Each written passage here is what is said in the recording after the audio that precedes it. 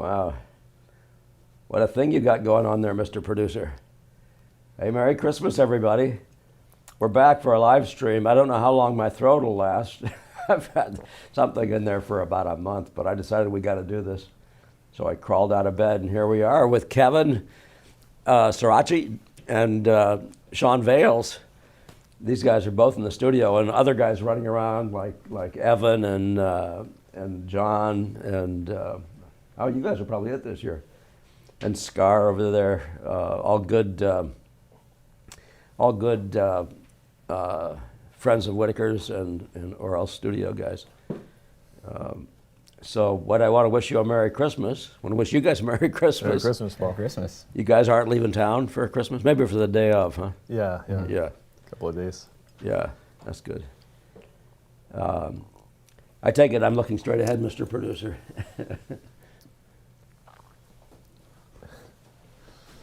We got this nice hot toddy with some liquor in it and honey and all sorts of stuff because of the throat. Much appreciated, Evan. Don't be surprised if you see me sipping at it. All right, I'm trying to think where there's some announcements. I could do it in the course of a thing, but maybe there are a couple things I should talk about. Maybe you should tell what we're doing. I keep staring at that, wondering what that wishing for snow thing means. Yeah. You want to tell us about it? What's going to happen here? Yeah, you know, we have the super chats, which we're basically trying to just raise some money to help get us through the rest of the year. Mr. Producer and his team got this amazing setup, and they do a really, really great job making sure that they're delivering like a great quality production for these videos. And comes very natural to him, but it also takes a lot of work, and so we want to make sure that we can raise some funds just to help get them through the year. So I think it's at studio.ingbretson.com if you don't want to donate through the super chat, and just navigate your way to the donate button on the site. But otherwise, you can just donate right through the super chat on this live stream. And so when you do, we got your name coming up on the board just to represent the donation and our thank you. Hey, Shawn, will they, if they donate to the other site, will that show up? They won't get the benefit of, you're talking about snow here. Yeah. I don't even know what you're talking about, but are you guys green snow? Are they going to be snowing green on us? Yeah, that's a good point. If you do decide to donate through studio.ingbretson.com, maybe just drop a little note in the comments that you left a donation there, and we'll throw your name up on the board and do it that way. Mr. Producer says that site is a little bit messy. Don't let that bother you. He says it's still working for fundraising, for taking donations. Yeah, it's really appreciated though. Yeah. No. Was that our second thing? I'm trying to remember if there's anything else.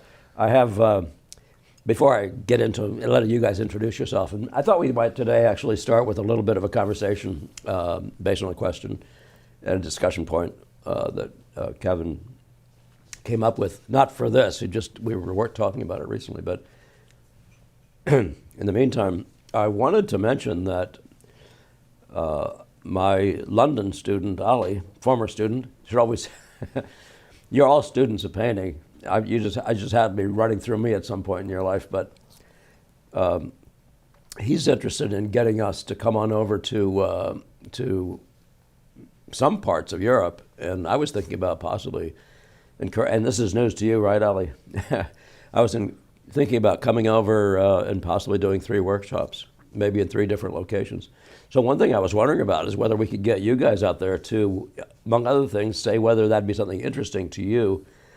I don't know anything about prices or anything yet, and we would do 3 of them with the idea if we got enough people in the room, it would make it worthwhile without us charging an arm and a leg. But of course, arms and legs are what people are charging these days, and I try not to do that. But in any case, but we would like to know where you are, where would be a good location. I was thinking one in England, one in, and I know we have several friends in Ireland and some around the London area, and or where in France. I know Ilya's out there in Toulouse, and others. So, and I don't precisely know which part of France that is, and possibly in Italy. So those are all possibilities. Ollie knows the area. He's been around quite a bit as a landscape painter. So if you'd let us know anything you can that would help, first of all, a thumbs up that you'd like us to try to do that. And then to whatever extent your interest is there, would you also give us some information about where exactly you are, if you would actually want to, would consider being part of that. So that was a pretty big, that's a pretty big thing. All right. I'm thinking about all the wrong things. Well, we have some folks in the chat that I'd love to shout out. Just Oh, do it. they're Yeah, saying go for hi. it, Kevin. Yeah, Yeah. so we have Partially Human, we have One Artbeat, we have Stephen Jameson, Yeah, we have nice to John meet Jensen, we have Sean Kelly Studio, we have Philip Yu, we have Henrietta Viljoen. Philip was our friend. He was just up here. Yeah. Yeah. Yep. We have Lee Smith, we have Bonds Art Studio, and Bob Kiesau in Wow. the chat. So Well, hello, guys. Welcome. That's great. That's great. Yeah. I don't know how many people we ultimately have had in these chats. I don't think it's in the hundreds. You couldn't talk to anybody.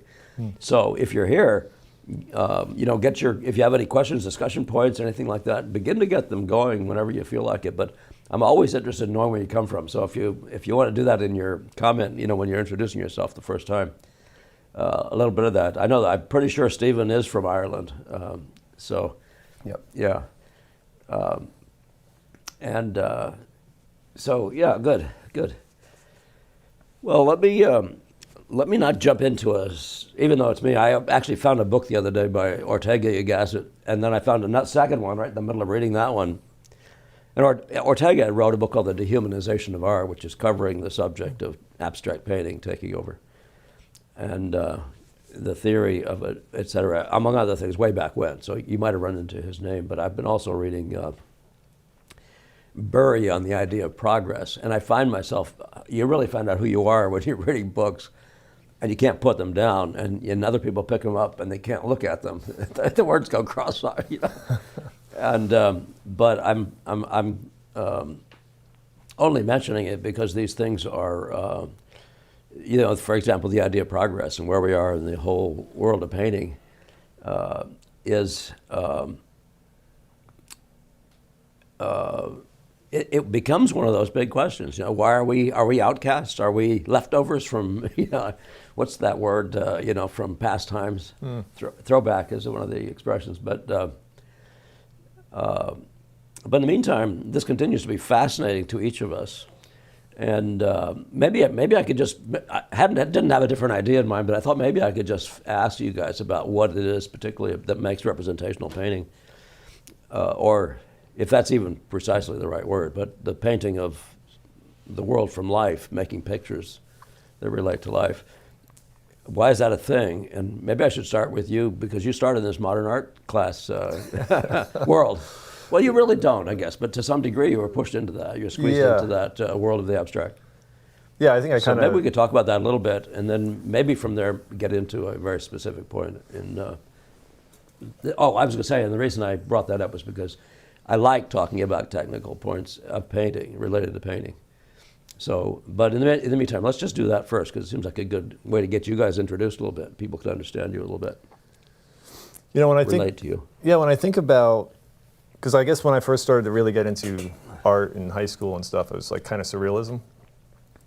And I think when I think about the experience with modern art that I had, it seemed for me to be very much about appealing as like a catharsis, or appealing to like a way to express myself, and it was very much like about me.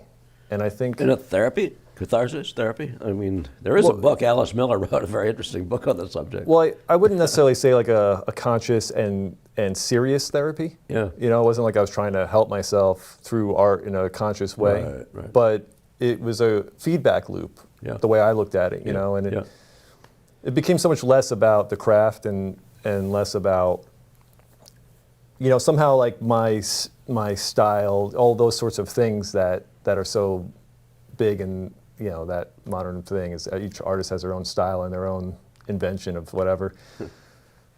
But what I find more universal and appealing about painting from life is that it's not so much about me in that spotlight kind of way anymore. Yeah. And it connects me and my attention to seeing beauty and to seeing truth and to wanting to see more of it. And You're talking about the literal world, the actual world. of the actual world. You Yeah. want to see that on the canvas. Exactly, yeah. Yeah. And More but- so than it was previously the case. Yeah, like when I was in school, when I first went to school and I was doing the representational program, just learning about representation and stuff, it was more of a mechanical thing. And it was more of like, I can do this. I can imitate this thing and make it look like it, but not really the truth. Just something that was plausible. Right. But the need, like the desire to want to really bring out the truth of the way things appear has inspired or encouraged or motivated me to want to know beauty more intimately and to Yeah. understand it on this whole other level I've never had in my life, you know? Yeah. Yeah. And so there's so much joy, and I think it's a universal, I think it's like everybody can connect to that. You know, it's important for everybody to, I think, you know, we want beauty and joy in our life. I think that's something in art, Yeah. in painting the truth and So that explains your presence in my studio. yes, Whatever. yeah. So that was evolving beforehand, or let me just do a thing because the videos have changed a lot of people. I get so much feedback from different individuals saying that they'd almost given up on painting, and it is the beauty truth orientation. You know, the remembering what brought them to the dance picture. This made a lot difference for a lot of you out there, from what I hear, and I'm always eager to hear more. But Kevin, what about you in representation as opposed to anything else? You were in a college program. Yeah, I was in a college program that I would say was more focused on contemporary art and art theory rather than technical training. Yeah. And I think at a certain point, I found a reason to continue painting after college. But I would say I was focused on the sort of wrong representational painting, which was like painting from photographs. Yeah. A lot of you talked to me about that. Yeah. Yeah. And then I remember at one point, like I was looking at another artist's work and noticing how it was just better. It was better than my work. Yeah. And I think that kind of made me want to pursue the craft further. Like there was this hunger for mastering the craft. There I you go. guess, or Yeah, just, yeah. improving myself. So Yeah. I agree with everything that Shawn said. That that applies to me as well. But I think also there's this component of just mastery that I was hungry for. Yeah. Yeah, I know. I wonder sometimes about that. You know, us as guys in particular, you know, we're into this thing about being makers. I've kid around about Mr. Producer when he was a 3-year-old or whatever, 4-year-old, coming brightly up to me and saying, "Dad, I know what I want to be." And I don't know where he got the idea of even to think what I want to be, but he wanted to be a maker. And I was just stunned by the sheer childlike preciseness, oddly enough, the simplicity of that, because it never occurred to me to even use a word like maker, you know. But if you're talking making, then you're talking about mastery. If you're talking the history of our art form, and it's not a good thing for us, you know, who love our form, to have people say, "I could have done that, my dog could have done that," or to have paintings done by the tail swishes of a donkey in California, or ducks walking over canvases, signed Picasso, and have people mistakenly buying them as Picasso. How interesting was that for you? Wow. You know, would that have been for you? You know, oh yeah, but yeah. So that question of mastery and making, you know, making and making better, really, that's beautiful to hear, Kevin, and I'm sure it's other people as well out there. It's a common thread. But between you two guys, I really like what I'm hearing. This idea of letting the beauty overtake you, and getting mastery of the form which produces. You know, it's a really fascinating and excellent combination. Which I'm sure you both have both elements of it, as you said, in your heart. But Oh, that's really, really nice. Anybody out there wants to comment about that? Do you have anything else for us to read? You want any comments at this point so far? Sure. Well, we have some locations being submitted here. So if I can find it here. One art beat is from Quebec, looks like. Lee Smith says Merry Christmas from Oklahoma. Yep. Bond's Art Studio says Merry Christmas from Newtown, Connecticut. Yep. Newtown. Huh. Nope is from from Lucas in Toronto. We have a Mary Boudreau Art. I'm sorry. There's several guys in Toronto. We have a Mary Boudreau Art, naturally, says hi, Paul, from British Columbia, Canada. Nice. She would like to know if your book was published, by the way. Well, we'll talk about that then. Yeah. So if you don't have lots more to read, let's pause there and talk about it for a second. And that is the thing I've been talking to Ben, who was one of the guys passing through here, and our friend from online, who I just stood up, and I apologize, Ben, I'm sure you're listening to this right now. But he is doing some copy editing for me. And I'm talking with you, Shawn. You're doing some graphic type work with that book, organizing pages and all that sort of stuff. And what we're thinking to do is probably produce it one chapter at a time, and make it available by some sort of a subscription, and just as we clean up this mess. Mm-hmm. And the idea, though, partly that I was struck by when somebody said, "Well, you also might change a chapter," and then that person who had they wouldn't have to wait 20 years for the new version of the book. If I changed something in a chapter or added to it, that could be part of your subscription, and any. So it's just different ideas like that are coming up. So I think we're going to try to do that. But I'd love to tell you by spring, but I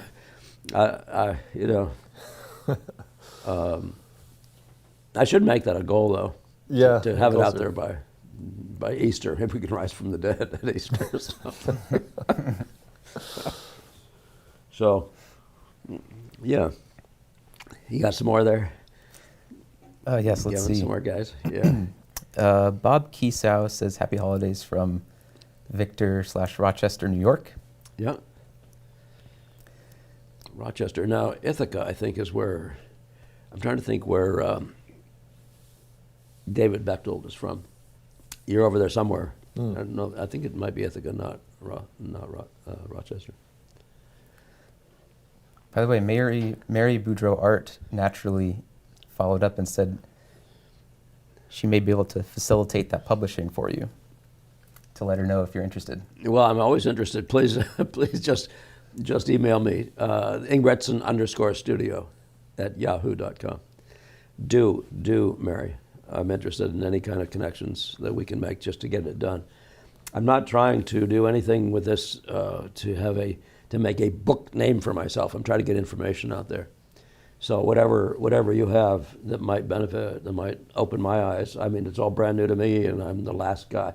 I don't have the dollars to go chasing down publishers, and I don't have the inclination to change my text for any publisher, except to the extent of having it more readable and having good quality pages and stuff. So thank you, Mary, for thinking of me that way, and go ahead and let me know what you're thinking. Maybe we can talk by Zoom or something at some point. Anyway, thank you. Stephen Jameson had a question for us. He said he's gone from painting every day to a complete slump. A few weeks without touching a brush. He says, have you any thoughts on loss of motivation? Oh, sure. I have a lot of thoughts on loss of motivation. These days, one of the things that we're dealing with is a very, very bizarre time. Everybody knows it. And so everything's out of kilter. There's a painting that Gamble did. I'd love to show it on the screen right now. You may have all seen, but it shows a building or buildings in which the pillars are this way and the floors are tilted and the guy is trying to stay on the floor. Whoa. And it's a fascinating image for these times, but it was happening already in Gamble's time, so there was a disorienting going on.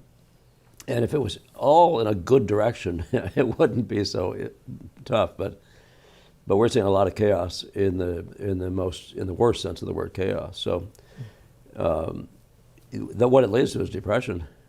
I mean, inevitably, it leads to a change of focus. You start thinking, I can't be doing this. Painting is important enough to keep doing anyway, by the way, and it's good enough, it's important for your mental health, for you to keep working on what it is you do. But that thing about just making sure you walk in the room every day is a huge thing. I've quoted Somerset Maugham before. Somebody said, and so do you work by the clock? Do you come in, or do you work by inspiration? Well, he says, oh, no, I work by inspiration. And my inspiration starts at 9 o'clock every morning. I love that. So, but I just say that, meaning go in there and paint. Just don't think. You start thinking, what is that famous line from Shakespeare, sickly door by the pale cast of thought, the native hue of resolution. I would just really encourage you guys who are disturbed by those sorts of things. Your personal life can do that too, and there's something in your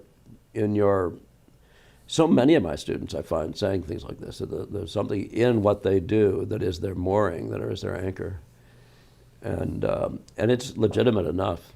The idea of, first of all, of unity, of things hanging together instead of being in chaos. It's the very definition of our form. You're searching for unity, how things hang together, how things, as Cox would say, how things that seem apparently all disparate are somehow hanging together.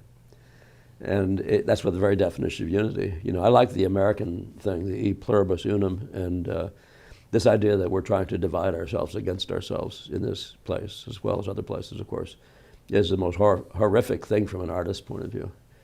We're trying to have peace, and of course, working together in a beautiful way, in a way that actually makes sense and is good for everyone. So I've gone way off the deep end on that one. Hey, Stephen, get back to work.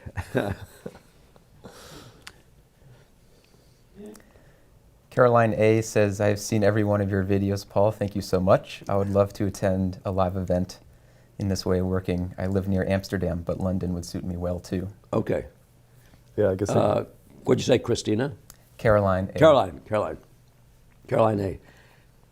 Thank you, Caroline. Yeah, you guys keep that coming in. That was based on if you're just coming in fresh, I'm trying to say that I'm thinking about doing, and I was offering to organize something over in Europe for the next spring, summer, probably summer. Might even be late summer, but that's what it would be. And if you have any interest in being part of it, conceivably being from that part of the country, I'm hoping to be there. And they wouldn't be big workshops. I'm thinking about fewer than a dozen people per workshop, and probably three different places. Ideally, France, England, Italy. Some aspect of England. Could be Ireland. Could be whatever. Yeah. Good, Caroline A. Yeah. Partially Human asks if you can read us a bedtime story at the end of the stream. I've done that before. It's funny. One of the things Mr. Producer started with in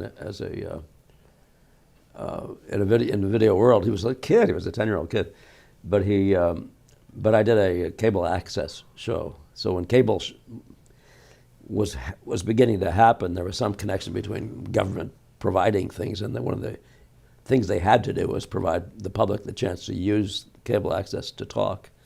So you can see this isn't new to me. I'm not.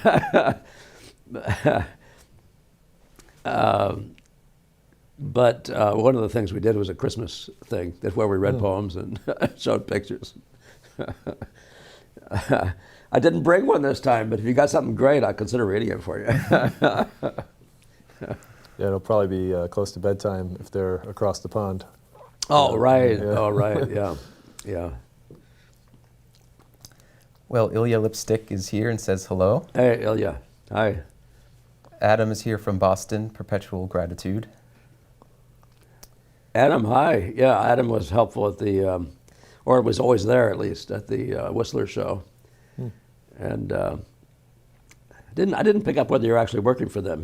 Adam works as a stained glass guy at this point. Oh, cool. So, but he's talking about coming up here. We may need your help up here one of these days too. What do you think, Kevin? Yeah. He's talking about coming up and driving some nails into our, to build our studio. Awesome. Anyway, yeah, nice to hear from you, Adam. Partially Human asks what type of information will be in the book. Yeah, so if you guys will go back, way back, I don't know, maybe in the 100 range of videos, I review the book. And I cover every chapter, I believe. So that'll give you a much better idea than I could do right now. You know, what I've done is more or less aphorism based. So, you know, every chapter is, like, for example, in there's a chapter, I think it's called Finish, but the start is in the finish is the gist of that chapter, or All the Horses at Once.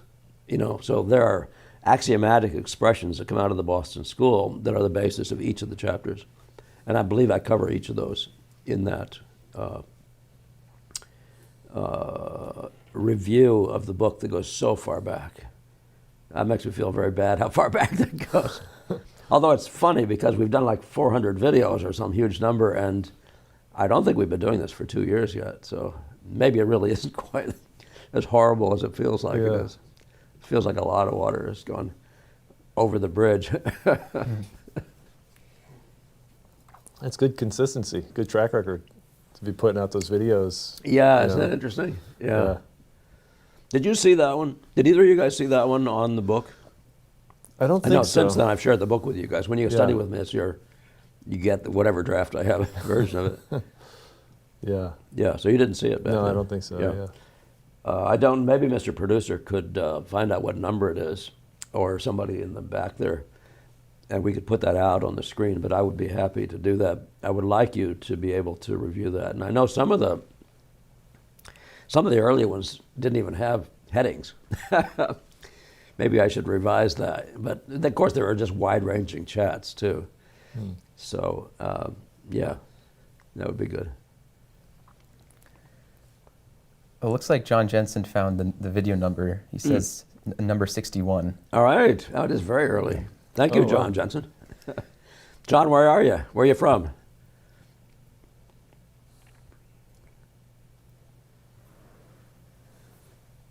No comment yet. But No comment yet. Okay. in the meantime, there's a question from Drawing from Imagination. Yeah. I'd love to hear Paul's thoughts on warming up before approaching studies in graphite or charcoal. I'm currently doing a master study of a Sargent charcoal portrait, so this is very top of mind. Huh. I don't think I'm a warm-up type of guy.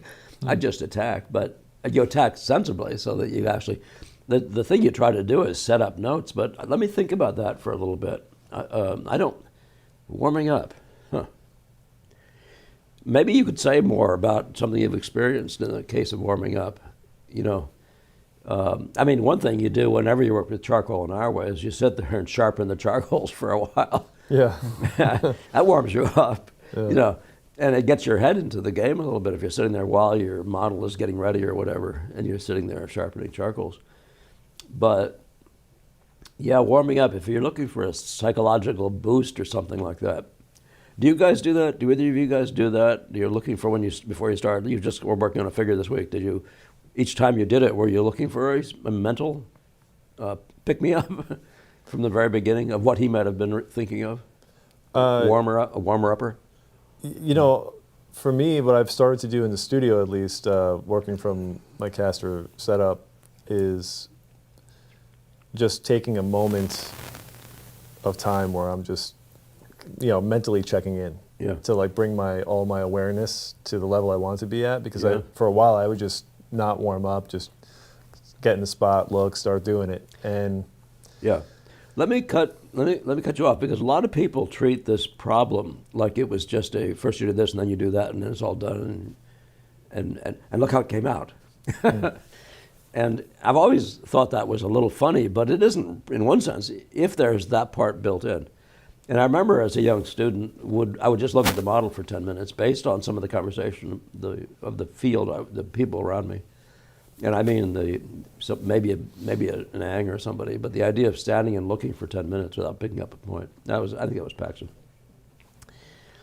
But I remember going through phases where you'd have something in your hand too soon, something to make a mark with. And of course, you got something in your hand, you're like a 2-year-old. You just start running up to it, you got to make marks. So that idea of pausing and having yourself build in an awareness before you start is a beautiful one. And the idea, or the idea of standing there and actually trying to learn the thing, or see what I always do, and you can call it warm up or not, but thank you for bringing it that way. But that is, I always recommend you getting a concept of the thing fixed in your mind and eye. Now, if that's not a warm up, maybe I just don't know what one is, right? But that is, a concept of it. If you do that, if you take it in as a whole, and you do it systematically and very methodically, when you start to correct something, you're going to do it in that spot too. It's already built in a little bit as the a priori event, to have an idea, have a concept. So if there's nothing else, man, just at least do that. Have a warm up of that sort. Yeah. I was thinking something physical, run up and down the floor, go in there and shoot until you can shoot 10 straight, or something like that. 50 squats. Right. Did you have a thought on it? I resonate with what Shawn said too. Yeah. Just taking a moment. I mean, I think I remember reading Alfred Stebbins say that all of the great painters would make the sign of the cross before painting. And so for me, taking a moment just to say a quick prayer is a really good mental and spiritual warm-up maybe before painting. Well, for sure. And among other things, though, it puts you in the mode of taking it seriously. And especially in that sense of calling, if you like that word, which I really like, then it's between you and your creator. And isn't that a great model to have? The creator of the entire universe as your... I do laugh sometimes because I sometimes just say, I don't know what's creative about what we do, in one sense. But in another sense, we know we are an extension of the creation. Just the sheer love we have and what we want to say, look, and we keep making marks on the canvas. Extension of the creation. So, yeah, and that one excellent, yeah. One of the things you're getting from these guys is that they're digging into the writing as well, to the lore, what they call the shop talk, in some cases. And there's so much like that, like what I just mentioned, Somerset Maugham and his inspiration. So if you have ideas, though, if you want to say something to the public here, tell us. Mention it, and we'll just read it off, or Kevin will read it off for us. If you have something that you do, I'd love to hear it. Yeah, okay, so a couple things here. So John Jensen says he's from North Dakota, by the way. Badlands or somewhere else? That's just me talking. I know I can't speak that fast. Looks like drawing from imagination followed up from their question and our conversation, saying, I have definitely had the issue of starting too quickly, and I'll notice the error of my ways 30 or 40 minutes into the start. That sounds like exactly the timing. Yeah. That's the wakey. Where was I? Where have I been? Oh, gee, that is funny. Yeah.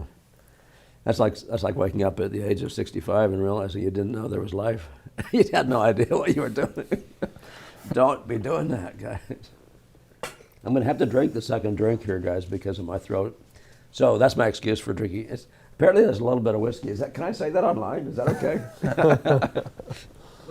If I start getting a little too interesting, guys, just start playing some big music or something over there. Yeah, that is excellent, yeah. That minutes is a thing, isn't it? 30 minutes, and 30 minutes and 30 hours in.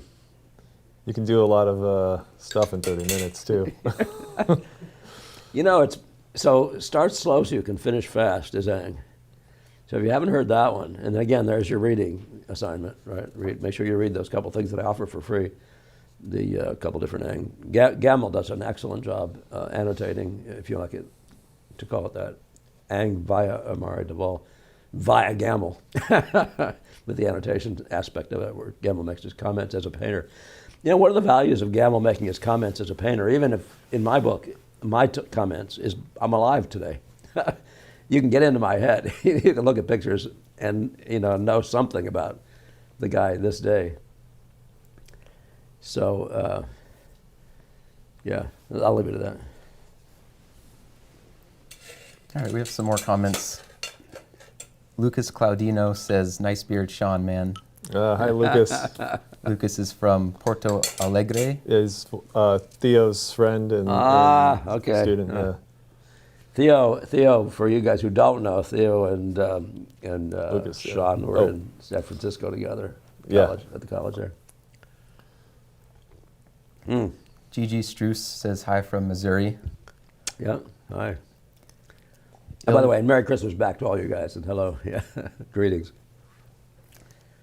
Ilya Lipstick says, how do you find a balance between professional work and more personal one when you can stop at whatever stage you want? How do you organize the process in case of a commercial portrait, for instance? Would you read that again? I think Yes. there was some complexity to that. How do you find a balance between professional work and more personal one where you can stop at whatever stage you want? Oh, I see. Yes, yeah, the assignment. Yeah, well, with art directors, I've done enough commercial stuff, and my students with me as my adjuncts, as my help. And you just keep in touch with your director. There's nothing else that goes on there. It's never as clear what they wanted as you're going along. As you make marks, they say, no, that's not quite what I meant. But one of the things I really do try to do, though, in that case, and I know this isn't the full answer, but it's part of what's happening, is I speak for a very long time. If I'm going to get a portrait, I sit people down and I listen to them. I show pictures, all kinds of them, not just mine. I want to know what they're thinking. And I almost never get to the end of a portrait and have anybody upset with what I did or anything like that. So, but you also have to make sure, and remember that what Sargent's comment, every time I paint a portrait, I lose a friend. Well, something that comes up in this show, in Boston, Mary Menifee is pointing out to me that I hadn't seen before in any writing, and he makes the point. Somebody there is making the point from writing, maybe Ormond or somebody, that Sargent was actually involved in changing things about the dress, adding a ribbon here or changing something there. Well, you can see somebody getting irritated by that. On the other hand, that is the involvement you don't want to give up on. That's your expertise. You're designing a picture. And I've seen Sargents where it looks like somebody in the room had more control than they should have. But mostly he does a good job, and it's a matter of maintaining that. But yeah, so I'm sort of talking around this thing a little bit. Read it again. Read the second half of it again, maybe. How do you organize the process in case of a commercial portrait? Yeah, I guess you'll have to read the whole thing. guess- It's just odd. Do you guys picking up something from it that I might be missing? I think it's about like when you're working on a still life, for instance, you can take breaks whenever you want. Oh, that part of it. You can, Yeah. Or even just that, kind of like what you mentioned the other week to me about, like, if you just make a good start, Yeah. you don't have to take it further. Like, Right. you can stop even in the start and Yeah. have a good painting. I'm not sure if that's what you were getting or if you think that that's there. Well, let's hang on to that Baron Grow conversation. Is that what you were saying? say that again, Shawn. Essentially, well, there's two ways of interpreting stopping when you want. Mm-hmm. And one is like if you want to take a break or, Right.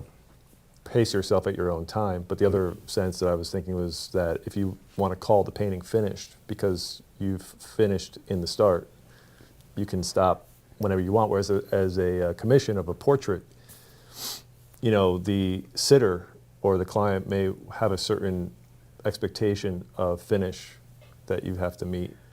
Well, he should be getting that from your work. He shouldn't be hiring you to paint somebody else's photograph. If he brings in a photograph and has you do it, I'm suggesting you're making a pretty serious mistake to start with. That's so problematical. Now, most portrait places will, even if you did work from a photograph, and I guess Nelson Shanks and others historically got matters of hours or something to work with a sitter. And then it was a photograph, and it's problematical. It's problematical at best to be working with photographs because there is a presumption on the part of the person who's given you the photograph. There's an expectation you can't possibly even begin to know about, and secondly, you wouldn't want to know about because they're not involved in the arts in the way you are. They're not the expert, so to speak. They're not the master. So why would you do that? But I have a feeling that photography is coming into this question very strongly. Well, that's interesting because I was The photographic mentality. Yeah, I mean, I was thinking in the sense of like, let's say Sargent, you know, and he's working on his painting. But I guess nobody would. I feel like back then people wouldn't question Sargent. They wouldn't say, you know, oh, I think I need more detail on my nose or whatever. Right. Yes. Yeah. But I could see that happening today. Yeah. You know, where potentially someone sitting. I've never had the experience. I've never done it, but if somebody was sitting for a painter and they saw the result, because I think people see so many more paintings now and they think they have an idea about the level of realism. They have a lot of comparisons, photorealist and this and that. And is it possible that somebody sitting for a portrait would see the painting and then tell the artist, oh, I feel like there's not enough detail, Yeah. you know? Yeah, so there was a story, it's Life on the Mississippi. Mark Twain has always got a good one. It's the parallels. He's a metaphor guy, I think. But he said that at one point, this sea captain, well, they're the riverboats, so well, not sea captain, but riverboat pilot, had done something wrong. I forget what the heck it was, and he couldn't get a job. And finally, some guy got him for almost nothing, got him to do this job, but anyway, the whole conversation is about how he's going to do it, or they're going to do it. But if the guy who owns the boat hired him to do it, the guy who owns the boat has to shut up. He's not the expert. Yeah. He does not know the river. Now that's a big, big, big deal. And the problem with painters was, first of all, when you're young, there's no clarity about that. First of all, there's no clarity even in your own mind to some degree, you know. But that's the problem of the photograph, and it's the problem of your long experience too. What have you done to deserve this? You know, to deserve the right to paint your way, to paint it your way. Well, I mean, if you're being hired, this is the problem with places like Portraits Incorporated. I mean, they are showing you walls of pictures that are done from photographs by people who aren't great painters. And who don't have a personality, if you want to put it that way. The photograph rules. So I don't think I should probably dwell on that beyond this point, but we're talking about something that's pretty serious. You own the territory. You're the expert. It isn't up to them to say that, but if they hired you because of you. And your job is to bring you, not them. But as I said, I would never take a job without talking deeply and making sure that they understand the difference between the way I execute a painting, even though I may show them a Sargent or somebody else just to give them an idea about black backgrounds or something. Because I don't have any problem with how, with different things. I just want a response from them about what appeals to them. And I even discuss the colors of their walls, where it may hang, and that sort of thing. And so the whole thing becomes a community thing for just a minute. But once that's over, I'm not there anymore for you. Except at the end, of course, I'm always there, just make sure that I haven't overlooked something. And I do show pictures to people. Some portrait painters won't show pictures to you until at the end. I'm reading stories from the history.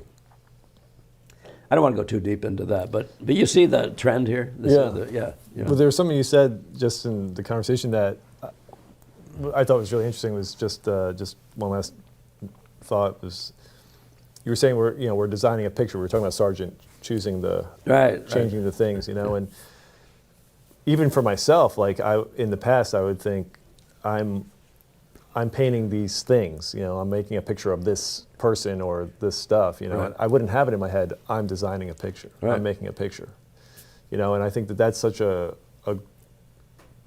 huge thing for me, at least now, where I think more in terms of designing a picture and making a picture and not of painting something. Well, that's where the great advantage is to the still life painter. He already knows how to manipulate color play and sizes of color units and how to create a more appealing, more intriguing abstraction. All that stuff is in your camp, and if you think it's just a person walks in the room, you sit them down and paint the head. I don't think most painters think that way, but a huge part of modern portrait painting since the turn of the last century has really become boring. It's characterless from the point of view of picture making. I'm thinking of people like Cox and in this country, Draper and people like that who don't even understand that the picture is bigger than the person sitting in the chair. But, I mean, and you could say, well, there are plenty of paintings in history. I'm thinking of the Velasquez of the Pope or something like that don't have any particular backgrounds. Maybe a chair is all there is. And, but I don't mean it that way. I'm saying there's a whole body of work that has failed, as Sargent almost never does, to see that it is your problem to create this fascination and unity in front of us, you know? I wonder, this could be just my own personal experience, but, you know, my experience through art school was the representational realism thing was very like mechanical, like I said. And then when I got into the modern abstract sort of stuff, it became more about that's where the picture making and the designing and all that stuff came in, because there is no other thing, essentially. Even though there's really no, you know, anyway, so at that point, I saw painting from life as just purely a matter of skill building, of like turning form or something like that. And so I never really approached those subjects as like there was room for picture making or designing. So I wonder if that's a thing. So the crucial combination, study the masters and study nature, and study the masters as they study nature. But it's that combination. Well, the masters is what happens in the rectangle. Nature is the rest of, is the whole shopping center where they go down and find the stuff. You know, they've spent their life finding the stuff and even bringing it forward into. You might want to read again that Barry and the idea of progress. It's fascinating. I'll try to get it out of my hands pretty soon. But it's in that class though where even in the arts things like this are beginning to show up in the conversation. Any more juice? Yeah, well, Ilya said that was exactly what they wanted to hear, so. Oh, good. Thank you. So. Oh man, I just like to tell people what they want to hear. You know me. I'm kidding. I hope so in some sense, though. You know, we are, to the extent that this works, you know, it's because we're kindred spirits already. We already have something going on together. We come from the same place, sort of in a place. I was laughing at my son when he was a little kid, and some little kid had to be babysat, and nothing worked out well. And at the end of the day, I came home, and Whitaker said, "Oh, this little guy, he just wasn't our kind of people." Now, they're pretty funny. I mean, what you get from kids is always great. But this assessment, you know, it's a remarkable assessment. But I thought, oh man, I'm not sure. It pains me a little bit to think not our kind, you know. But there is something about that, who we are, and I mean this quality of the beauty, the truth, the love, the good, the beautiful, the true, that model, you know. There is something about that we have in common, that we share, and inevitably our, you know, the shining eyes thing is because of that, you know, that we all have some mutual pleasure, even in looking into your eye, the eyes of the other guy who gets that thing that you also love, you know. I don't know if we're going to try a pause here, Mr. Producer, but you let me know. Yeah, we've got some questions still. Keep them coming? Yeah. Now, we usually take a break somewhere in the middle. That's all I was thinking. But I'm doing okay. I'm managing. Thanks to this high dose of whatever this is, brandy, whiskey. Well, a couple questions here, but firstly, Norma Torti is on the chat. She says, good Norma. to see familiar faces. Merry Christmas. Merry Christmas, Norma. Yeah. Merry Christmas. We have a question from Pete Barnett. Hi, would you ever do a compressed value study, e.g. red chalk on orange paper, before expanding the value range? Whoa. No, I probably wouldn't. This is the first I've heard of such a thought, but orange chalk on red paper before expanding the value range. Huh. No, I don't. Actually, one of the things about painting, it's got enough problems of its own. I don't think we need to create problems for ourselves.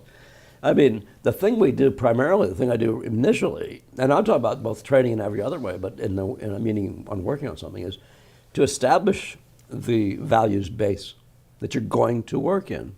Make that decision and live in it. But if you can give me a reason to do that, you know, I'd love to talk about it if there's an actual rationale for it. But I will say, if your rationale is the idea of transposition, And that gets to the question that we've been talking about this week too. The idea is that the work we do is all fundamentally relational, this to this and that to that. As you're looking at me in this screen or looking at these guys, it's the color, it's the chroma of this. It's the relative redness versus the blueness and all that, the dark to the light, that whole thing. It's this whole the whole function is relational to start with. But it's never a bad thing to say, but there are limits. You're already stuck there. What I mean to say is, you guys know charcoal will only go so black. And if you have a cast in front of a black cloth, your charcoal won't do that. Everybody knows that, especially if you're talking vine charcoal. There are some charcoals that get darker, the compressed ones and things, but that's not what the goal.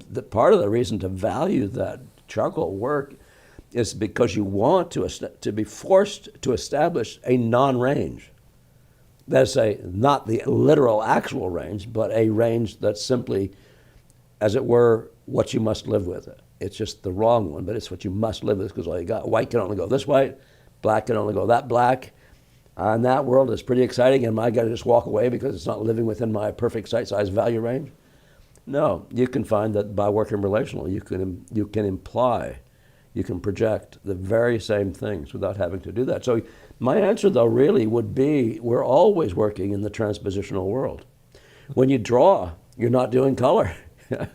You're just doing values. So there's something about that that's similar, So it's just a thing. But yeah, I don't go looking for, doing red and orange doesn't strike me as being interesting. But if you can give me a reason or show us something that, you can't show us, I guess, but in which there's been a benefit that you've seen, I'd love to know about it. I'd like to know what that is. Yeah. But to try to say you can do values things with just colors, you can't. And don't anybody ever believe that I've ever said anything different, okay? You can only do values things with darker and lighter. You can't do it with oranger and bluer. Values, that defies the whole organized structure of the elements of painting. When you're in values, you're in values. When you're in color, you're in color. Yeah.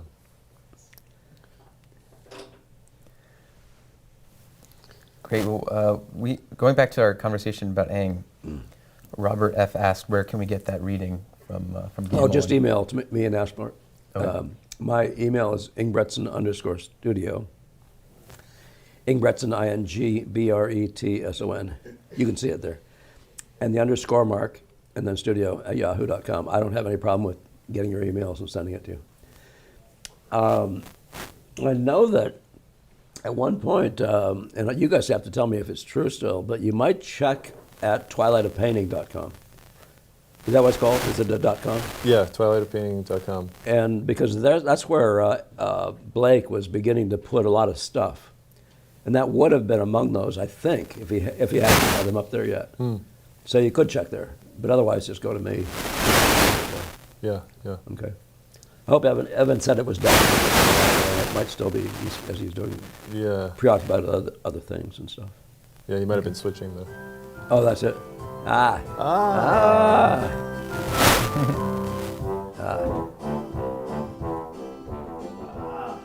All right. Do you want to read this, or...? You go for it. Let's see what we got. Merry Christmas, and thank you to Norma Torti. Hey! Hey. All right, way to get it started. I don't know what's in that stuff, but there goes your drink. Yeah. Soap chips. It's the second one. Thank you, Norma. Thank you. Very excited.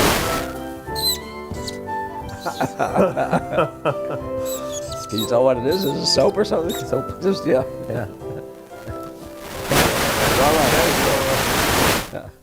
That's pretty funny since she was asking me online how to donate something. So thank you, Norma. Appreciate it. That's all the excitement. Wishing for snow? All right. I was wondering whether there should be a question mark after that. Definitely wishing for snow, guys, just to remind you that we're trying to raise between somewhere between $600 and $1,200. This particular show that Mr. Producer does has hired help in it and a lot of equipment and other things. And that kind of thing right there I have no idea Yeah, how one does that thing like that. I know. If you want to see more snow and festive music and bubbles, keep them There coming. you go. Yeah. And you get, when we get to 1200, Evan's going to get up here and dance for us. Well, you'll do it before that. Oh, good. Thank you, Norma. Excellent. Yeah. Shall we keep going? Yeah. Absolutely. Mr. Producer, you might want to give me a pause. I probably could use some throat clearing pretty soon, so we can take a break somewhere along here. I've been surviving so far. Okay. As Eleanor said, it was very funny. My wife said, just don't talk so much. Yeah. Okay. You guys got to do the show. Yeah. All right, we have a couple of questions here. Oh, yeah, we're gonna go to break first, or you want? I hear What do you Mr. say, Producer Mr. saying something, but I can't hear. Yeah, let's break. Okay. Are we on break now? No, not yet, but Okay. Yeah, we'll be back. transition. Why don't we take one more question and then we'll have a break right after that? Would that make sense? Sure. Okay. Yeah. Assuming it's a short one, even if it's not, I might not survive. But I'll do my best. Okay, a question from Tejas Nair. Merry Christmas. Random question. What are your thoughts about Carriere? Carriere. Oh, yeah. Carrier is an imaginative painter. I've always liked his stuff. I think I like, in the same way he works, I like the later work of Fantin Latour better. But, yeah, Carrier, and I assume it's Carrier Belus. I think that's just the whole name. Yeah, he doesn't seem to bring things as far as I would like them, and I don't know. Some of that, the style thing, it weighs heavy on him. Yeah, he gives himself, it seems to me, too many limits. But I don't hate him or anything like that. He's got a very reasonable background as far as composing and all those things. But if you have something to say about Carrier that you would, boy, that's something, by the way, I don't mind. He fits into a category of several people that I've noticed over time that I like and wish they had done more, had more range, in their work. I'd have to tell you on a video online probably what I mean by that. Without an image in front of you, it's a lot easier to talk about it when you're looking at pictures and making comparisons. So maybe if you wouldn't mind tossing that over to me via email or something like that, and I'll see if I can make a video for you. I certainly don't hate his work or anything like that. So, at this moment, he's not high on my list of guys I learned anything from. But I wouldn't have. I'm not I'm not in the class of. He's not in the class of people I discard. Okay, that's not a very positive affirmation. Let's. I think we're good to take a break. I don't know. There's the music. Okay, so we're going to take a 5. Oh wait, we got to do this. All right. Well, you guys can keep me away from a break all day if you want. It's okay. Our good friend Philip Yu. Philip, oh wow, thank you, Philip, very much. Well, I don't know why I'm handing that to you. It's just his name. Oh yeah, no, it's nice to see it. All right. Thank you, Philip. Really, really appreciate it. Very good. Thank you. Very good. So I think I've got it from the top that we are taking a break immediately. Are we already on break? Somebody give me the okay. I got it. All right. All right. We'll be back very soon. Go get yourself some.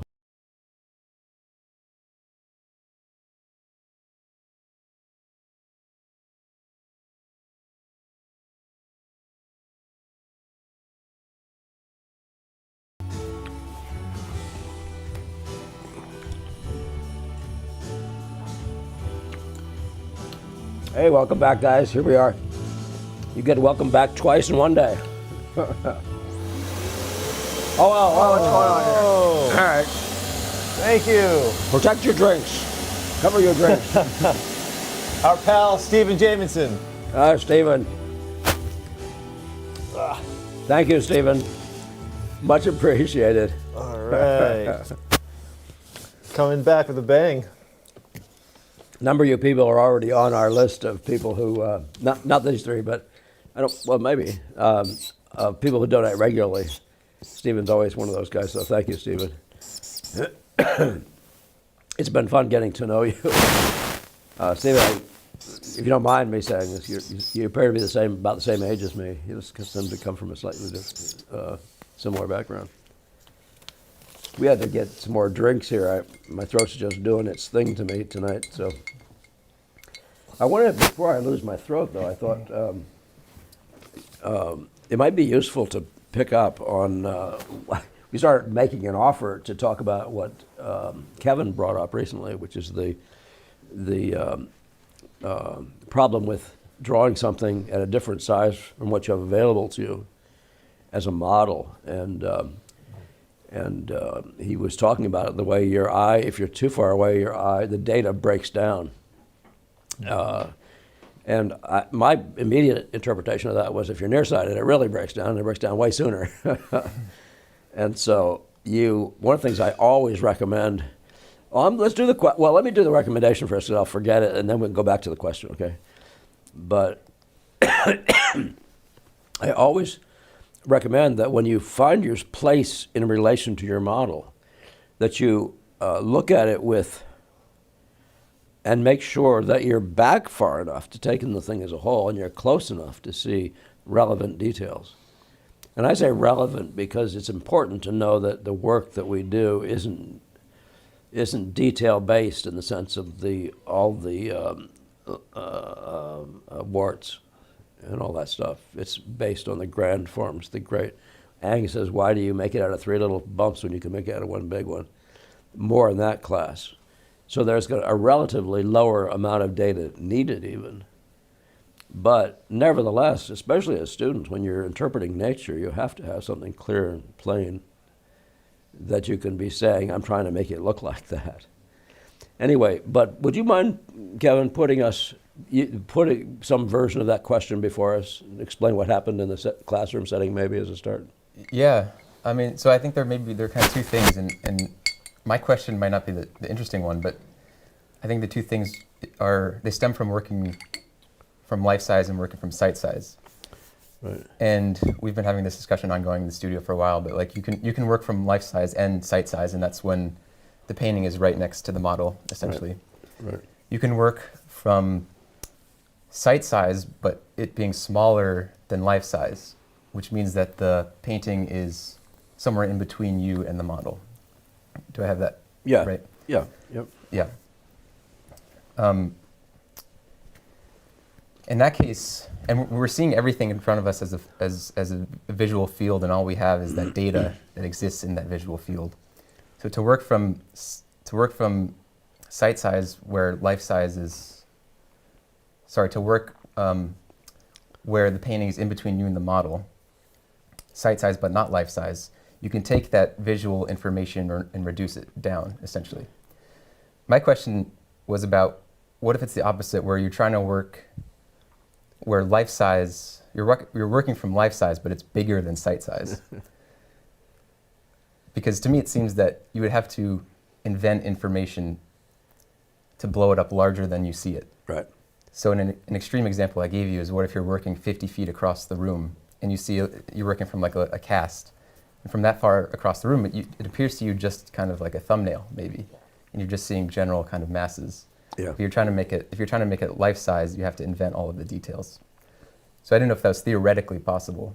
And we were working in a situation where we were working life size bigger than site size, but it wasn't to such a large degree. Right. Wasn't that extreme a difference? Yes. Between yeah. Yeah, and so you remember the old expression, the new expression, relatively newer expression, garbage in, garbage out. You can only paint what you can see. You can't paint what you can't see. So that was where we're talking about how far if the model's too far away, you really can't see enough of it to get anything good out of it. You live with that. Now, there's a couple things that come up that I could address just for the interest of it, and that one of them is the idea of how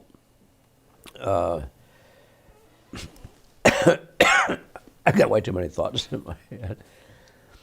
I got to get this picture back. Uh-oh, thanks, Saved by the Bell. That's a good way to cover up for my loss of brain. Thank you. All right. Thank you, Alex. Hey. Should we sing with it? Very good. Very good, Alex. Thank you very much.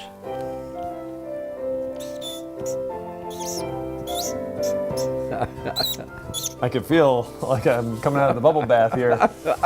Thank you, Alex. You look good with snow on you.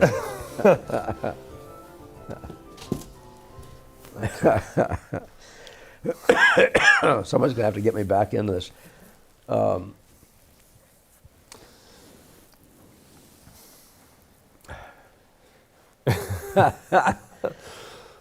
Do you have a sense of where we are on this conversation?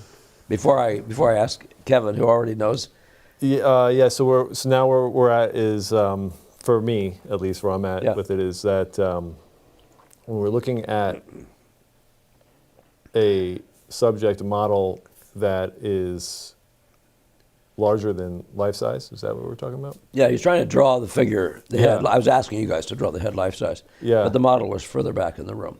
When you get way back, Yeah. you can't see it well enough, and you have to start Inventing stuff. Yeah. Yeah. Now, obviously, that's not something I'm going to recommend. So, and especially for a student, you're trying to draw what you see. So the right thing to do from that distance is to draw what you see as it appears. You can't focus any better than this. So all you have left for yourself to do is to compare this to something that's in the range or somewhere else in the image. But the larger question is, why would you want to paint something that's out of focus? Well, and you would say, well, I'm stuck there because look at how many people are in this room. The model's way over. We see pictures like that online, some of the old academies. You do wonder how the heck they were drawing from that model and getting anything of value out of it. We also see guys standing what appear to be way too close to their drawing. And so how you're wondering how the heck they get unity, at least visual unity. The only unity you can get would be to measure something and find out where half is and draw that, and then keep drawing sort of out of your measurements. It's a different world. The amount of data that you have, though, is all you have. So if you're so far back, you're making a mistake. If you expect to produce a work where you're interpreting a person's portrait, a head or something like that. But one value of being back a little bit more than you might be otherwise comfortable with is to find out how much content you're putting in that you don't really need. It's a useful idea to play with, because what you'll see with good painters is that there's this conversation that goes on about how true, what a good likeness that is. And it's still in this vague state. It's barely more than a blob. And yet you can see, and I've said that about color as well, you can actually see the likeness of your sitter before you have the details of stuff around the eyes that you think is going to be so important to make a likeness. So there's a huge thing to think about there. There is some value in that, trying to interpret that portrait without this close-up data. Can you get that stuff well enough for it to be your friend from across the room? But that's not answering your question. I don't think it is. Yeah, it's starting to make me think of other questions. All right. Another one. All right, guys, we're getting there. Thank you. We're getting there. All right, thank you, sir. Another donation from AD. AD. All right. Thank you, AD. Trustee. All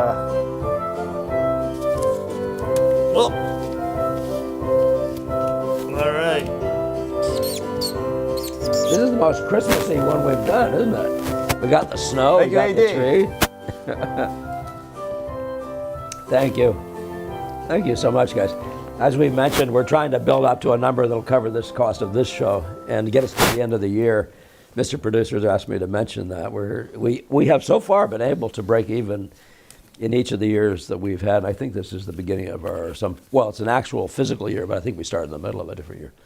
But I think we've managed to do that more or less right from the beginning, thanks to Mr. Producer being clever enough to figure out how to get us online and all the rest. For people who don't know, we're on Rumble now as well. Oh. And and I like that for various reasons, but it's a similar kind of an operation as YouTube. So if you have friends that prefer Rumble, send them over to see us over there. My throat is starting to go on us. Could you summarize that? What you were looking for me was how is there such a thing as I don't think you were asking me, do we invent detail? The thing is so far away you can't see it. What are you going to do? Walk over a little closer. You know what I mean? But if you were in that situation in our studio, then that would be problematical, and I would try to figure out a different setup for us. Mm-hmm.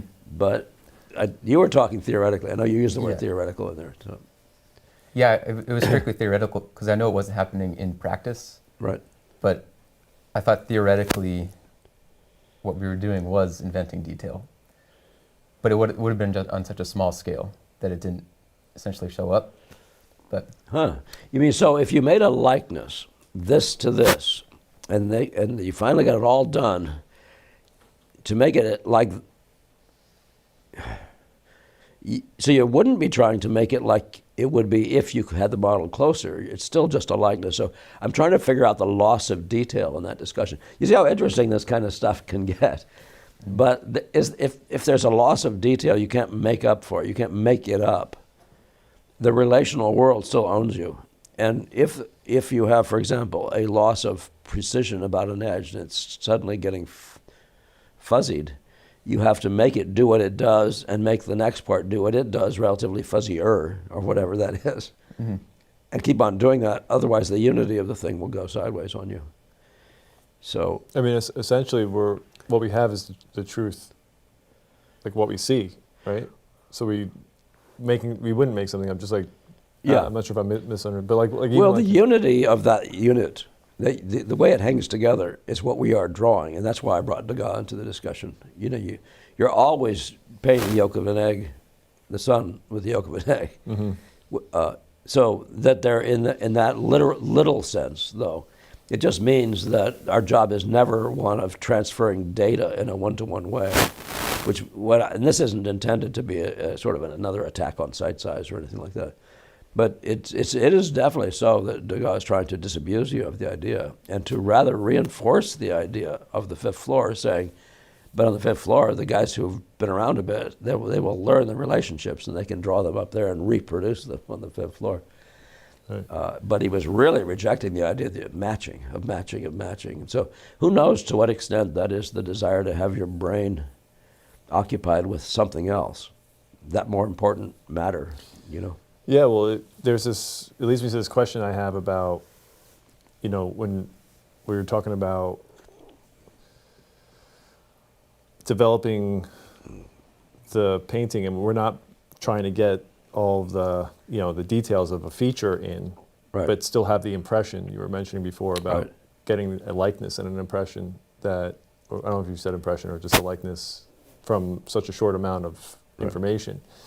And so I keep thinking, like, what is that information? Mm-hmm. How do I become more efficient in what I'm choosing to bring the look? And ultimately, it's moving. I keep coming to this thing where it's just really moving away from there is no spoon, there is no eye or nose. It's seeing the relationship between these.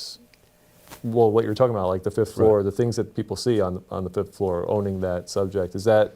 Yeah, and it's more clarifying, though, to think in terms of the visual order and in that choice, that set of choices. There's a visual order to it that's based on Baron Grow. I'm saying that in a way I've never said that before.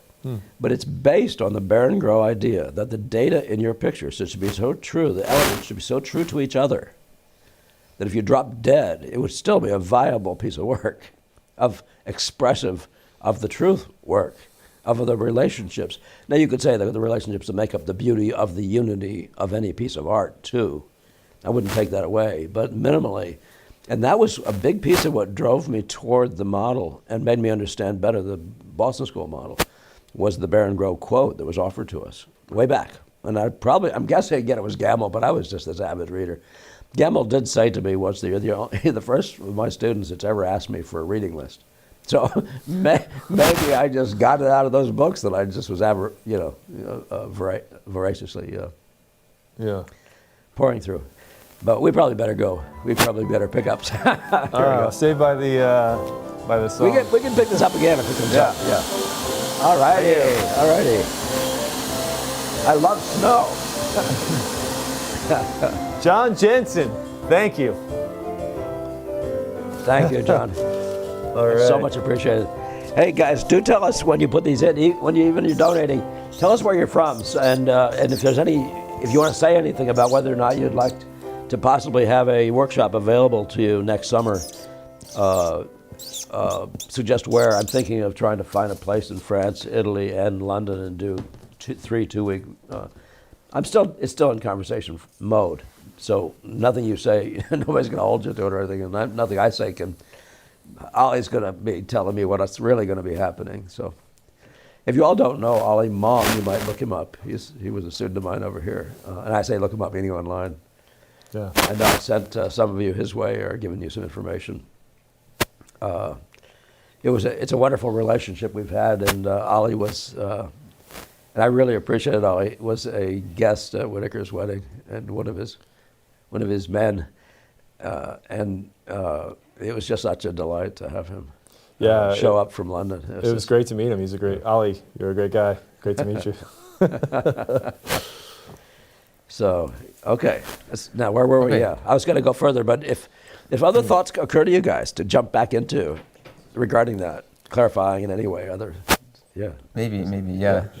I think I feel like I want to clarify it more, but I do want to get into some of these chat questions, especially because part of the super chat thing that we do is when people donate, they can contribute a comment or a question, and for sure, that's prioritized. So, okay. So cool. I didn't know that. Catching up on some of those here. So Alex asked, Alex made a donation and asked, well, first of all, he said Merry Christmas from Australia. All right, there we go. Meldrum country. Yeah, well, wait till you hear this question. Okay, all right. I'm curious how the visual order factors into methods like Alapima. It seems there is a lot of focus on today's paintings spanning multiple settings. Settings. Now that word throws me off. Sittings. Alex. Sittings, yeah. Sittings. Oh, multiple sittings. Yeah, excuse me. Okay, read it again then. Sorry. I'm curious how the visual order factors into methods like alla prima. It seems there is a lot of focus on studio paintings spanning multiple sittings. Yeah, on all the paintings I do span multiple sittings. I mean, I do single sitting landscapes and things like that as as a takeoff point, but that's not even a thing. So yeah. Yeah, I was just gonna say, even if you were to put it in the context of a plein air painting, you still paint in the visual order. Yeah. Right. Yeah, nothing should change. Now, if you're thinking that the model moves a little bit, the example given to us by Gamble was it's a movable feast. It's a Hemingway story, I guess, or a book. But it's the idea is if the model changes, well, look, it might be better than what you just had from the model. And that opens up, by the way, your ideas very much of the idea of trial and error, and don't be unawake to the possibilities that change brings to you. However, to the extent that it changes everything in the room, you're probably not looking for that. You already have an idea of what you're doing. Right. And one of the most important things, like the Baron Grove thing, is to set up the major relationships with and Alla Prima is all about this, with startling acuity right from the beginning, so that you wouldn't even have to go any further. And most of any other changes, if you have a delightful version, that's why I try to get that in the start too. I want a delightful version of that so I can say, yeah, this is a good picture already. And then it's a question of whether you want to deliver and whether the soul of its aesthetic wants more realism or not, or more evolution, more development, and has more opportunities by being developed further to become even more I don't want to just say exhaustive, but to fully cover the aesthetic that you're appreciating, what you're really loving about what it is you're painting. And the alla prima, I don't know if he meant alla prima, but certainly the and plein air and all the other guys. Every time you're painting from life, I mean, but do you think I covered that? Do you think that? Yeah, I think so. Yeah, Well, I was going to ask Alex actually a question that came to my mind was Alex, have you tried painting from the visual order in alla prima the way that you're discussing, or are you just trying to conceptualize it in your head to know about how to go about doing it? Because if you have tried, I'd be curious to know if there were certain obstacles or anything problematic that made you question whether it's possible or something of that sort. Yeah. That would be a question we might develop. You might develop for us. So, and if you're prioritizing based on donations, question 2, bring it in. Yeah. Follow-up question. Oh, speaking of which. All right. You're having too much fun. Thank you.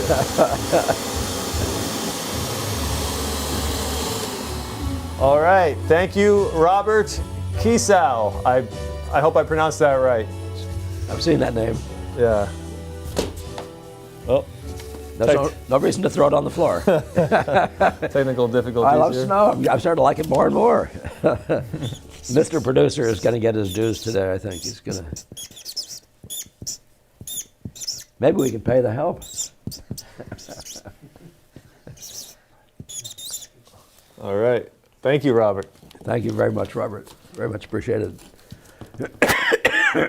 We'll have a previous question here from AD, who also made a donation. Yeah. Any thoughts on Thomas Eakins and use of perspective? Yeah, I'm always challenged by that question because I think of Eakins as the least of the visual Americans. He seems to have gone, he was a Jerome student as I understand it, maybe a Bonnat as well. But he seems to have gone over to Europe and was trying to acquire something much more like the academic modality. And he applies, and what you see in his work, like the perspective stuff you're seeing, is what you have seen in a Jerome, where he's doing this perspective of a building and all this preliminary, all this work going on. Now, I know you're talking probably about the boats, where you see him even doing that perspectivizing the boat on the water. Yeah, I've never been attracted to Eakins. He doesn't have the visceral attraction to me, and I otherwise don't want to do anything about putting him down. I do like what the role that he played in getting the camera, getting us to be more aware of how animals and humans look in these various positions as they run and walk and things like that. I think he had something to do with Muybridge, but I don't remember exactly what. But so I think on some numbers of levels he was interesting, but I've never found his work to be that interesting. And I know it in New York and places he was a bigger name, but maybe I Boston ate his lunch. So again, you so many times, like with Carrier Bellews, I'm not inclined to pick on them. I prefer to say, look at these guys for your examples, and I've never found Eakins to be a great example of how to proceed about much of anything. So but that's just me and my inclinations aesthetically. So don't let that be any more than that. AD, thank you though for that donation too. All right. Wow. This is wonderful. Turned on us again.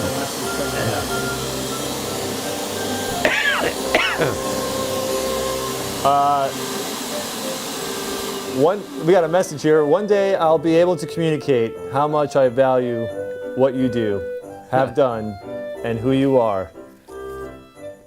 By I bet I can tell you who this Kingsley. Are those Kingsley's ours? good? Laren? Oh, Laren Kingsley. is. All right, Lauren, sorry. Lauren. Lauren Kingsley. Thank you, Lauren. Thank you so much. I'm excited if I have any help at all. I come into this with nothing but sheer love from the very beginning of something that the great masters have bring to us, and to find all you guys in the room, that are I think Ollie said it pretty well recently. He said, we need your voice. You need somebody to say these things.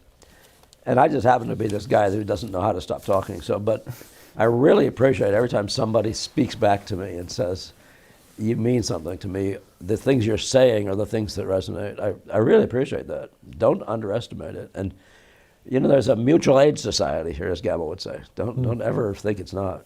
And I'm so pleased whenever that there's been a longer benefit over the couple of years. It's nice when guys come in the room and they see they can watch 400 videos, but I'd be totally daunted. I wouldn't know where to start. I'm not part of the modern generation, but I would think, wow, it would have been nice to have been there the first day and then listen a couple more days. Well, it's just Thank you, amazing. Lauren. It's amazing too how much there is to talk about.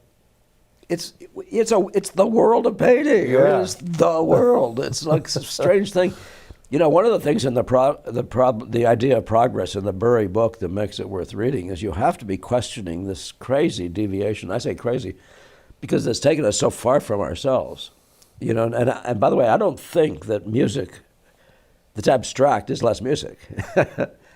But there's something about painting that doesn't want to do that. And I don't know, I'm not going to sit here and be the analyst of why that is. But it's a fascinating thing, but that world is so rich already. And we're in it because of these things that we keep on responding to and keep on saying yes to and keep on finding somehow or other like nutrifying, like they enlarge our spirit and they give us so much to work with as as craftsmen. Yeah, it's just rich. It's rich. The thing about it is, though, people devalue it. You do your nice little happy pictures and stuff like that, and don't do that. Take yourself seriously. Just don't think any other way. Take yourself seriously. That came up in a question of faith recently. Sometimes your life isn't what you'd like it to be. And you look up and you say, you're not taking that life seriously. You just take it like, I'm not that bad a guy or something like that, But if you're really taking this stuff seriously, man, read the quotes, find the books, study everything, get to every museum you can, look at pictures in person. Don't have a happy little life sort of faking it, I don't know why I'm saying that, but there's something about this, Well, I appreciate hearing it. Always. Yeah. I've heard you say it to me before, but it's... Yeah, you've come a long road. It's fascinating. You guys all come from different kinds of backgrounds and experiences and various levels of kinds of stuff, not even just aesthetic. Well, it's so interesting. I guess what resonates with me when you say that is because a lot of time, I think I'm taking it seriously, and then time goes by. And this is not just with painting, but in other things in my life. I think I'm taking it seriously until I get to some place where I'm like, whoa, now I'm taking it seriously. And then, a year later, I'm like, I know. So there's always another level, but I think, and I think that's the thing is that we have an endless amount of what we can put of ourselves into it. Yeah. And so that's part of taking it seriously is like. Yeah. And you won't grow into something you don't believe is there. Do you know what I mean? It's like a child. You see these kids, we have kittens and they're sitting there running around the house. You know what these kittens are. Yeah. They're running around the house pretending to be cats. And they're doing all these stupid things the cats do. Isn't that funny? But you do that as children, and you're pretending to be your dad or you're something, and you're living because you there's something there. Yeah. But how can we do that just thinking, don't underestimate the value of something you may do. And I mean, if you're not saying nothing more than may do someday, but this is an everyday thing. And you can't you can't know. So, but what's our role? What are our roles? Yeah. Well. We can't be too serious here today. Thank you, Ilya Lipstick. We know this one. Wow, look at that. I think these guys like snow as much as I do. Does that look interesting on the screen? Is that showing up for you? Yeah, cool. I love that. This used to be wooden lipstick. Am I right, Ilya? I used to say, is that a woman or a guy? Threw my cap somewhere. Gotta be careful. I can't imagine a woman using the expression wooden lipstick. You're going to need a rinse after this. Yeah, unless these are bubbles. Go ahead. Oh, my God. All right. Well, this is even- All right, keep them coming. Hey, keep them coming all day. Trying to see if- Paula Vasquez, thank you. Thank you, Paul. Paolo? Paolo? Paolo? Oh, Paolo, yeah. Paolo, yeah. All right. Paolo, tell us where you are. Are you Spain? Are you South America? Somewhere that name? I apologize if I... Philippines. Philippines. Wow. Thank you for serving the arts, Mr. Ingbretson. I learned so much from this channel. I'll put on the work and hope someday show it to you via email. There you go. There you go. Be appreciated. Paolo. It would be very appreciated. Yeah, numbers of people actually recently have been asking me for some online critiques and stuff like that. I don't know if that could be effective, but I've been in the process of doing strange experimental things lately because of the world being what it is. So I'm willing to make efforts to make that good for you. Excuse me. Oh. It's just me and you. Well, what could be better? Yeah. Got rid of the competition. Yeah. Yeah, that's very Oh, good. we got another one. Good music. I like that Thank song. you. Lucas Claudino. Thank you, Lucas. Thank you. Really Lucas. appreciate it. Well, we'll start a second line here.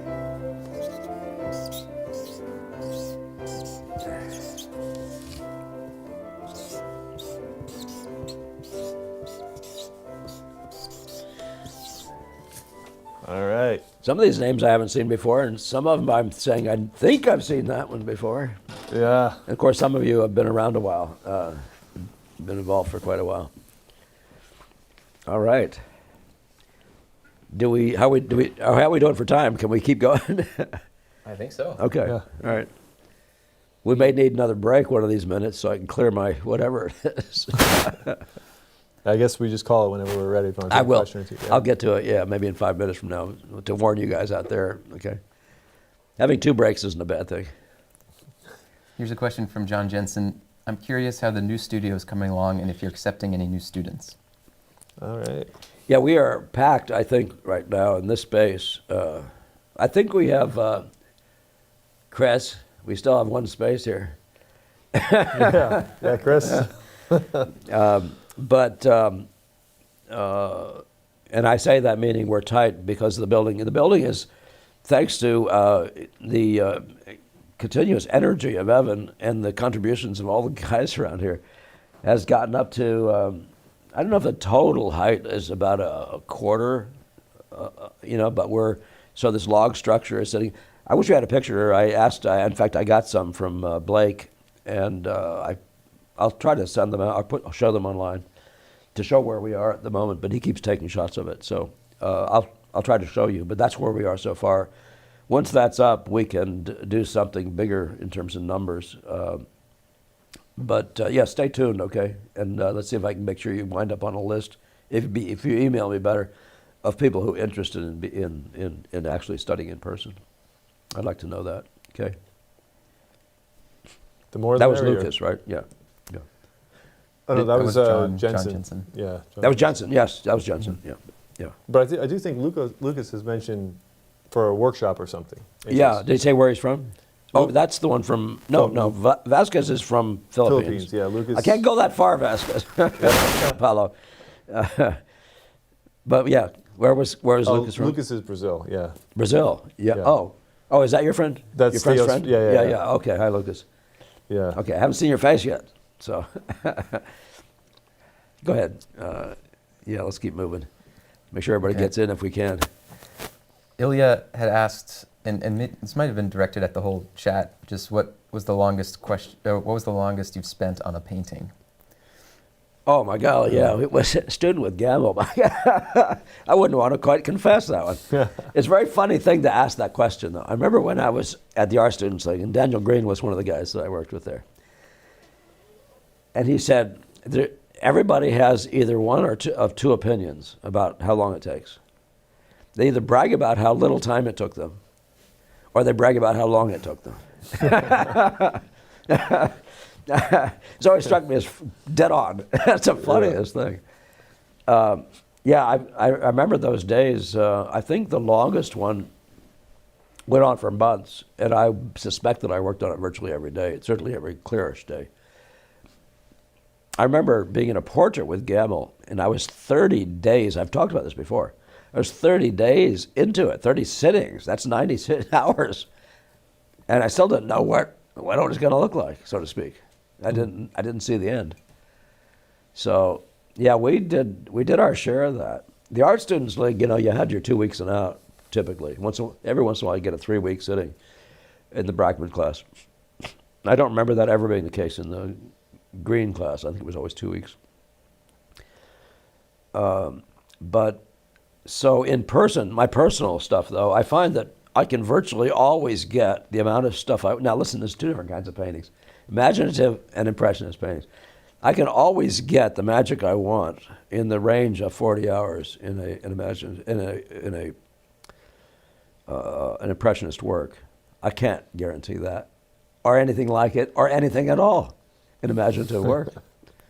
There's way too, it's just, somebody gave a description of, I'm trying to think who it was now, but it was Titian, a description of Titian having done something to a canvas to start a painting, and then turned it to the wall, and there's whole discussions about 15 years later. So, it's a question that has ramifications.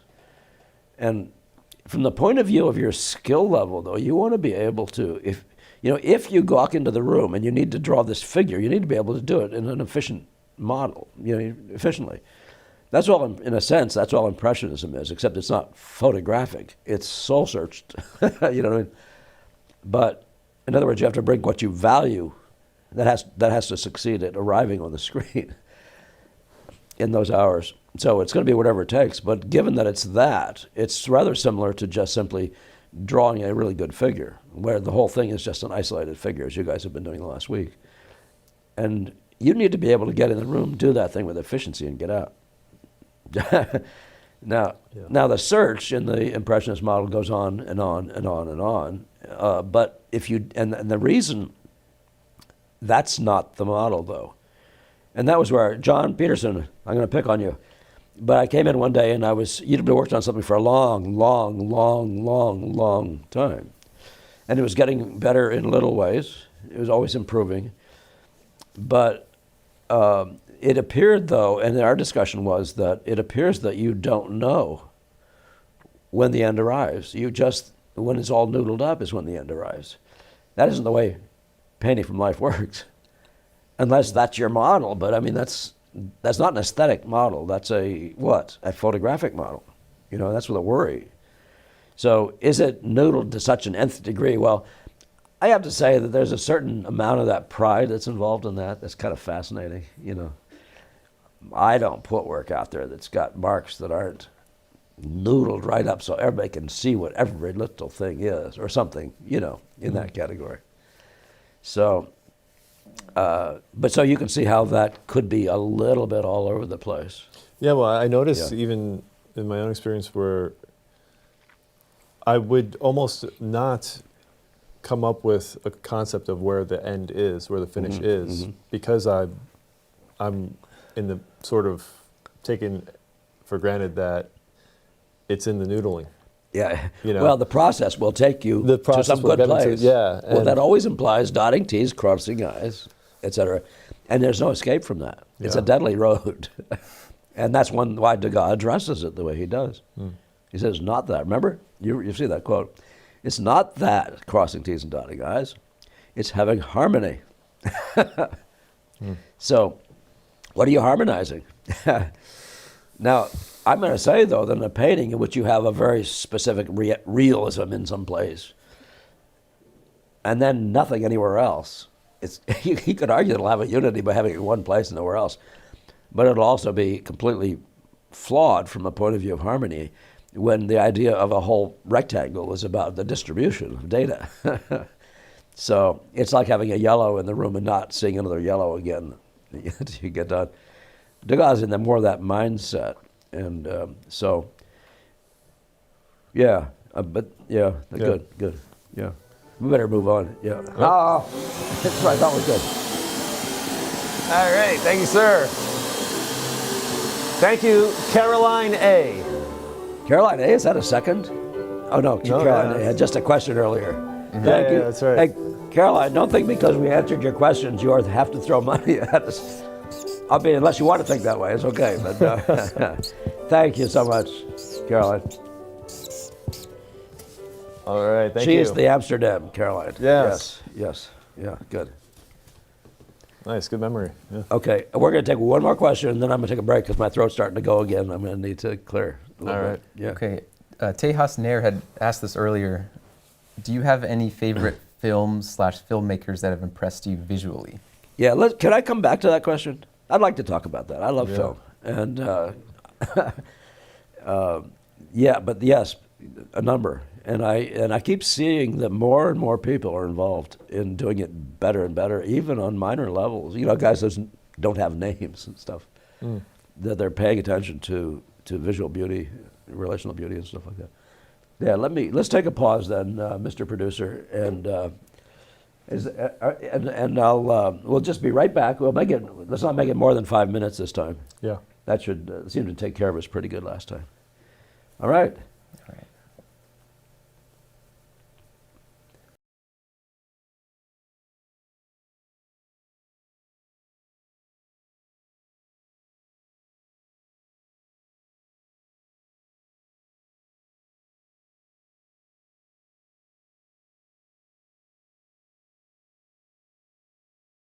How's that?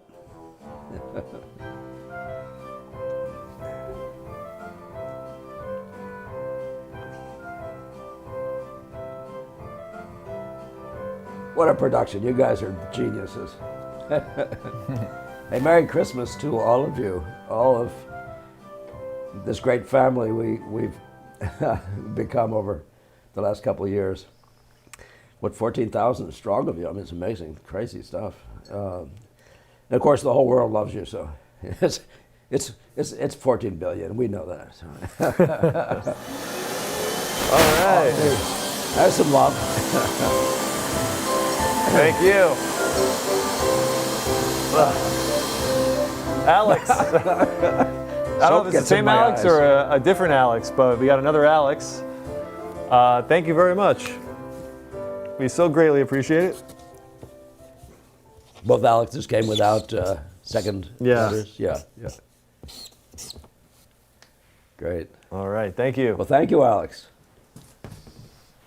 If it's Alex Part 2 or if it's Alex New, that's great. Thank Yeah. you so much. This has really been fun. Your eyes. I was thinking soap gets in my eyes is a song, isn't it? One of those funny songs. Go ahead. Yeah, what do you got, Kevin? Well, we had that question about the film. Oh, that's right. We're on a question. We're in the middle of a question. Yeah. Do I have to read the question again? Yeah. So the rest of the audience can hear it and name who did it, who asked it. From Tejas Nair, do you have any favorite films/filmmakers which impress you visually? Yeah. You know, it's a funny thing. You always start with something like a particular one by Kubrick, you know, which is the Brandon. Barry Lyndon. Barry Lyndon. Yeah, I've never seen it, but I just, yeah, whatever. Well, it impresses you because of the lighting. And there's a number of different movies that do this in different ways. But I'll just mention that one, and maybe you guys can help me to remember a few other ones. You think of some yourselves. But I remember when I was really young, there was a movie, Shane, maybe it was called. It's a Western, a Hollywood Western. But the shots just were repeatedly looking like they were literally paintings by Remington or Russell or whatever, those cowboy painters.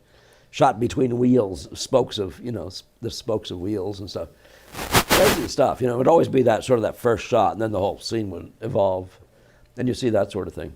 I've seen it done numbers of times in ways. There's a movie called Fearless that does it. There's a very poetic, but it's often, I'm more impressed, for whatever reason, I'm very impressed by the color schemes in movies. And I'm seeing more and more and more good stuff. If anybody hasn't seen it, The King's Speech, and I apologize to anybody out there in the world of that isn't English speaking that that might be. But in that movie, that whole thing could be all the drapery, everything, every background. It looks like a painting by Paxton. I mean, it's the nuttiest thing. But it's so true to the day. But that's not one that I can remember for any other reason. So stylistically, you often do see that. Yeah. I mean, if you just ask me for a list of paintings that do beautiful things visually, the reason I bring Barry Lyndon up is because of the single source lighting that he does so frequently, or natural lighting, or just candle lights doing this stuff. And they look, time after time after time, just like paintings by a particular painter.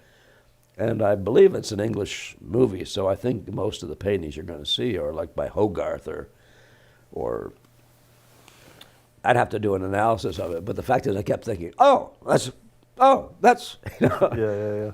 So recently I was looking at one, a British movie by, I don't remember who did it, BBC I think though, but it was A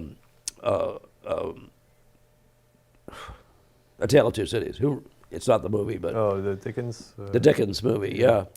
And there was a very stunning 2 or 3 scenes that looked just exactly like N.C. Wyeth, and other, but one different good painters, and so yeah. Now I can get into a different discussion about a lot of movies and great movies and that different thing. But you're talking about visually. Do you guys have some? Do you have one that strikes you? Oh man, that is much appreciated. There we go. Yeah, great. There's this one movie called The Fall. Did you ever see that? Sounds familiar. It's like, the story is a guy is in a hospital bed.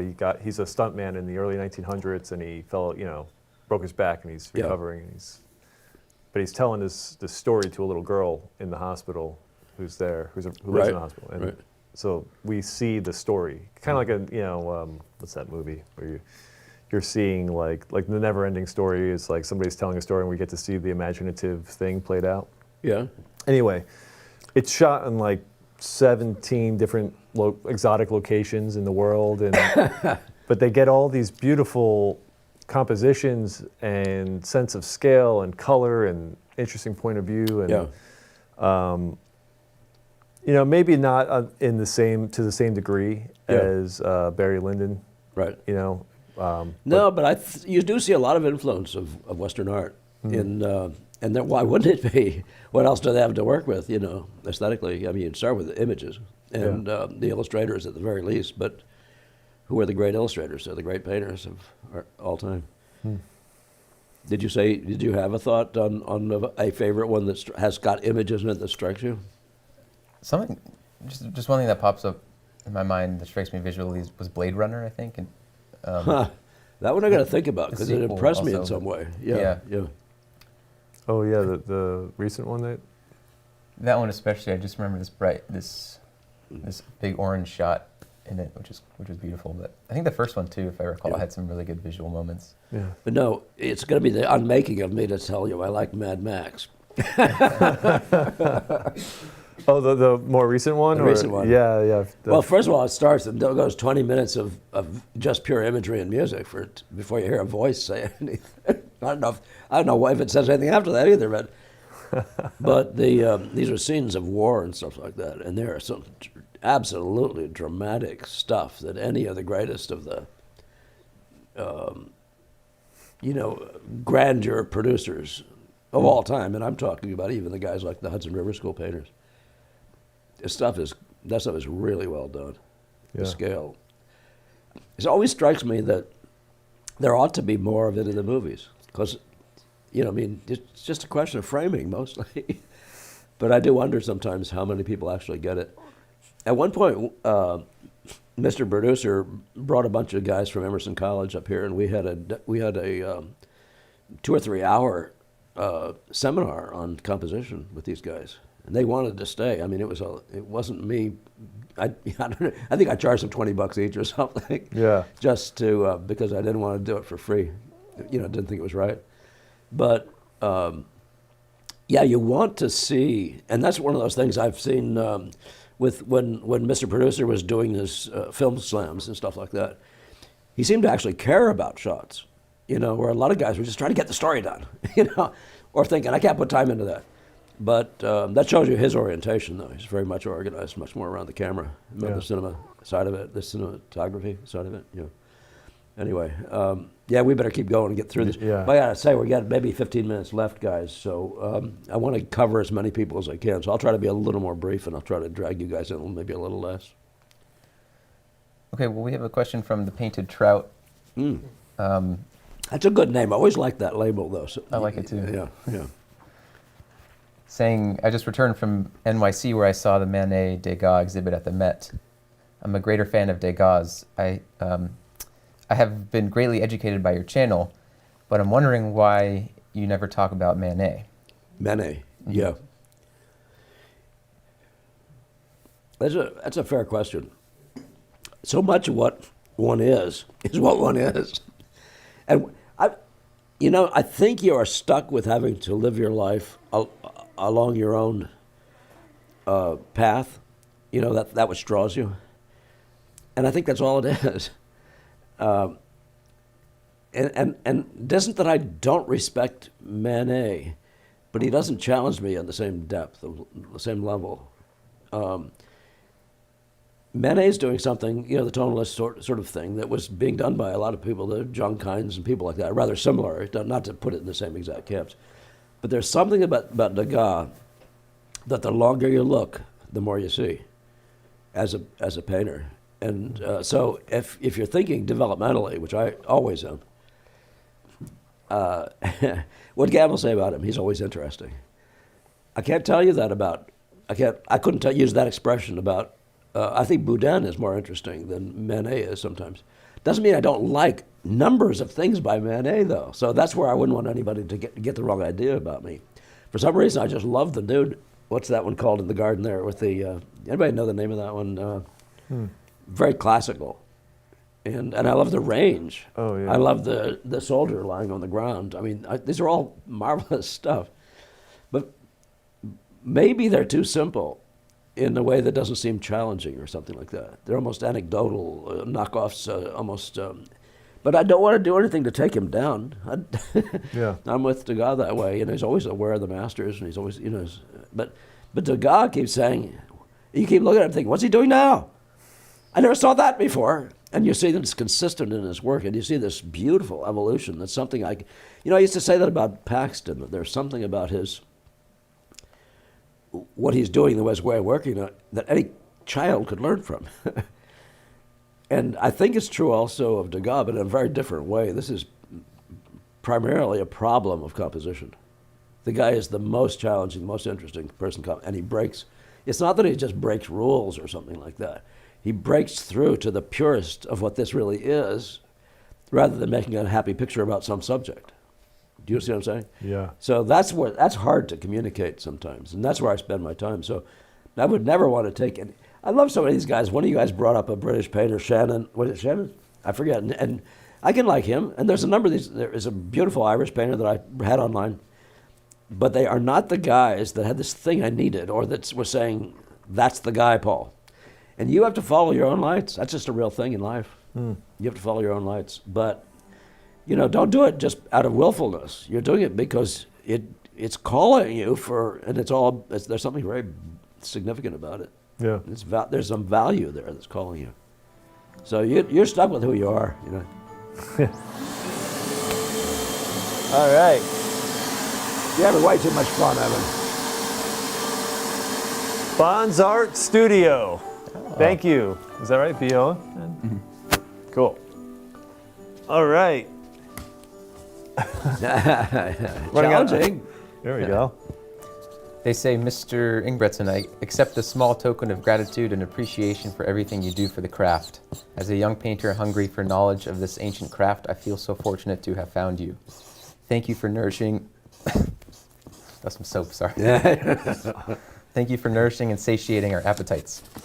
That is really appreciated. That's from Bonds Art? Yes. Bonds Art Studio. Yeah, you represent this thing you and your phrasing it in your own way that we share. And it's, so I'm not anybody's leader. I'm just a guy who's sitting there in the room saying, hey, guys, let's talk. And you're all joining me. The longer we sit together, we're just realizing we have something in common. And it's deep,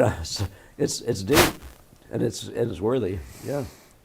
What a nice collection of gifts. And thank you, Bonds, very, very much. What a nice collection of help to our cause here today. That's a real indication of, it's not the indication. Your expressions actually mean as much to me as the amount of dollars, but man does not live by expressions alone. So it's really helpful to our end of year efforts here. Really appreciate it. Thank you, every one of you. All right. We have 2 questions from Robert F., which I think we can bridge. Okay. One is, when you start a picture, it can start off like it's really far away and blurry. Mm-hmm. And then when you develop it, is it like it's getting closer and closer to it? Like you're getting closer. Yeah. And now you said the second one? Because Yeah, that's and pretty the- straightforward. Yeah. And the second one, you teach about the importance of seeing the 2-dimensional shapes, but at the same time are representing 3-dimensional forms and symmetrical structures. How do we avoid confusion about this? And I thought there was some relation between those 2 questions. Yeah, yeah. They're very excellent, excellent. These are really the juicy questions. This is stuff that you can make videos out of. Shall I just pause and say, let's make a video? Because it's much better to do this with images. And the first part of this question, though, coming out of a fog does imply a visual order from the beginning. It's not just a fog. And I notice that people, when I say, now blur your eyes, they think they're going to be painting the blurry. Okay, blur your eyes. Oh, yeah, now paint that. Now, the blurring of the eyes is just to tell you which one of these things you're going to draw the way it looks the first time, which ones you're going to draw first, and which is most significant in the power structure, that we call the visual order. So what I'm trying to say in the very last chapter of my book is it's about the finish is in the start. That's what we're talking about. It's not fuzz and generalizations at the beginning. There is an element of every single thing. Just as there's color and values, there's finish, and or lost and found, you might say. So think that through too. Think that through. Okay? Now read that second part. I like both of those. These are good questions. That's a good question, yeah. I mean, apropos questions for what we do. You teach about the importance of seeing the 2-dimensional shapes, but at Yeah. the same time we're representing 3-dimensional forms and symmetrical structures. How do we avoid confusion about this? Right. So you're looking at the world. You're not a child, but you actually have to become more like a child to see pure relational. Isn't that weird? So what that is just, don't you see? All we can put down is colors. Now, I hope I'm not confusing with the previous question, but all you can see is color values, so you put down color values. And if you're like Monet, you say, well, it's darker here, and it's yellower here, and there's a big chunk of something rich and whatever over there, and blah, blah, blah, blah, blah. And that is the nature of the world of the innocent eye. It's just the color stuff. You have a palette here with colors on it. You can do that. That's a pure transference, in a sense, problem. Read the question again, if you don't mind. Yeah. You teach about the importance of seeing the 2-dimensional shapes, but at the same time we're representing Right. 3-dimensional forms and symmetrical structures. Right. So we know right from the beginning that our job is to paint the sitter in front of us, not something flat about her. But the best road there, we found, is to think like Monet, color to color, value to value, blah, blah, blah, and to think 2-dimensionally. In other words, the notes don't mean anything if they can't be transferred to our 2-dimensional canvas. So where this red over here is value X in relation to this value Y down here, making that the same over here isn't a deep problem. It's not a problem of whether you can understand form. It's just a problem of value relationships. And it is the content of the stuff that produces the third dimension. But without me saying more about this, the thing you must do is you have to paint flat in visual order, in other words, the order of the strength of things. And you will find, and you have to paint through this to find this. You guys have found it. But you're going to see that if you paint truthfully, the flat world in the power structure that it already has. You're going to go three-dimensional with a vengeance. Do you see what I mean? In other words, you're going to get your cake and you're going to eat it too. So it's the best I can say in a short one because we're just running out of time. That was good. Great, yeah. We have a question from Henrietta Viljoen from South Africa. What about taking a photo, editing it to more or less suit your canvas size, not to use it as a reference, but only to mark your starting points and exits and get your eyes used to the smaller size? Kind of like using a photo as a viewfinder. Read it again, yeah. I missed, there's parts of that I went over my head. Sure. Or went past me. What about taking a photo, editing it more or less to suit your canvas, not to use it as a reference, but only to mark your starting points and exit points, and to get your eyes used to the smaller size? Oh, I see. Yeah, yeah.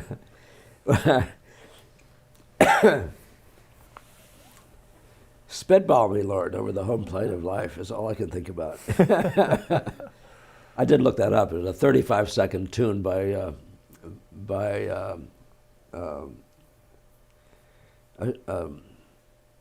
oh, golly, a musician from the 70s, 80s. Anyway, no, the thing is you can do tricks like that to get yourself as what I would call an absolutist correctness, but it takes away the exploratory nature of this problem. You want to be an explorer. You want to find out how to do this with your own hands and let this stuff fall to you. I don't know of a better way to say it, but you can just trace the photograph. You don't have to know about exits. I mean, why don't you? But so there's no fake purity about this. You know what I mean? There's no being a little pure. You either are in the game with your hands. I want to remind you again, or you're not. I mean, you're in with the camera. Now, by the way, I've had students who will draw something and then they'll take a photograph of the thing side by side with nature. And that can sometimes benefit you. You can actually see how you're different as to the degree a camera's reliable. So that would be the kind of use I would conceive that you put a camera to, but don't use it. I would recommend against using it to make that picture. Yeah. Thank you, Henrietta. By the way, nice been talking to you lately. A quick question from Anthony Verburgt. Are you familiar with Angelo Di Benedetto, Colorado artist from the 50s, 60s? I know that name, but I don't think I know his work. I've heard his name. Yeah, sorry to say. Yeah. Is he from out there? Would you say? I don't know. Yeah. No, but if you want to send me images, if you guys actually want me to do those, somebody like that, send me some images with your and an email, and I'll definitely look at the possibility of talking about them. There is the only painter that I know reasonably well from out there, and I think he's still alive. Is starts with an A, I think. And he's in all the museums and stuff out, in Colorado in the West. Landscape painter. Almost comes back to me if I keep saying things. I think it'll come, but it didn't. It's not coming. Alex made a comment, I find it difficult to prioritize effects from painting tonally in alla prima. Everything comes out a little flat. Could be a matter of experience. Check with the edges. I could just give you that quick suggestion. Check your edges. If your edges are if you can have your values right, if your edges aren't right, you'll lose projection. Coming out a little flat, in other words. Watch it, just check that. That's the first thing I would recommend, isn't it? You guys hear that from me? Yeah. You know what the edge is, by the way. Dark meets light. My finger meets this shirt over here, or this, and there's a sharp edge there. If you don't get the relative sharpness of that, relative to the other sharpnesses of other joints where dark meets light or whatever values meet, get those right. You don't own that. That's a key to the relational world that we live in, and also to making it look 3D that we talked about just a minute ago. Mm-hmm. Yeah. I wonder if, would you say chroma plays a significant role in that too? Because I feel people argue against it, but it does, and so does red, yellow, and blue. Fact is, yellow gets to your eye faster, orange gets to your eye even faster, the fire versus ice. Yeah, the cool ones. No, I think so. I found that to be so, but you need to play it all out for yourselves. I don't want to be. You should never do this from a formula that you heard. Think. But when you see something and you've heard that, what about this to this? Do I see something here when I'm looking at that more chromatic thing than this? What's happening? Who gets to my eye first? How does it sit in space? It really does. You'll see neutrals. Stay back. Sorry. Color is a feature. That's the very nature of painting, right? In part. I think I have 2 questions remaining as far as I can tell. All right, we're doing very well. The first was way earlier. Ilya had asked, what do you think about Japanese art? Yeah, I've been online to look that up on there too. I'm a big fan of Japanese prints. And some of the painted stuff as well. And I didn't mean to say it that way.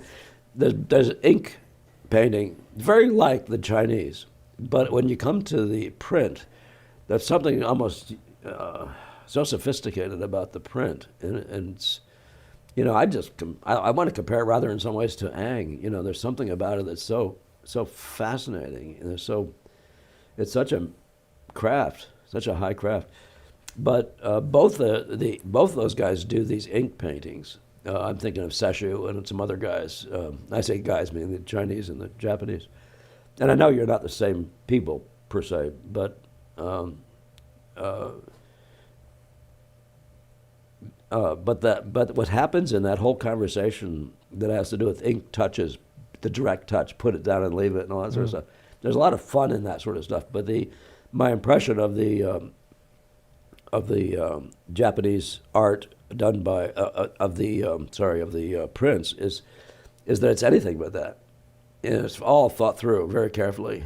You're not putting down a stroke. You're not learning how to say the bamboo, or whatever. Yeah. And it's just like really amazing. And they follow, of course, in the end, they're the same principles. I use them as examples in my composition class of composition spotting, for example. Mm-hmm. Okay, this might be our final question. What skill level, and I'm sorry, this is from Partially Human. What skill level or understanding is expected for you to accept someone as a student? Oh, none. I mean, I like guys with no knowledge, but I also like guys with a platform from which they can take off. In other words, where I can establish the difference. And sometimes without the platform, people are just in there feeling confused because, you're just showing me how to paint from nature. But in fact, it's helpful what people do instinctively, drawing around objects and noodling them up. It's instinctive rather in certain ways to do that. And to have done that isn't a bad thing, and to have even done something reasonably good with it.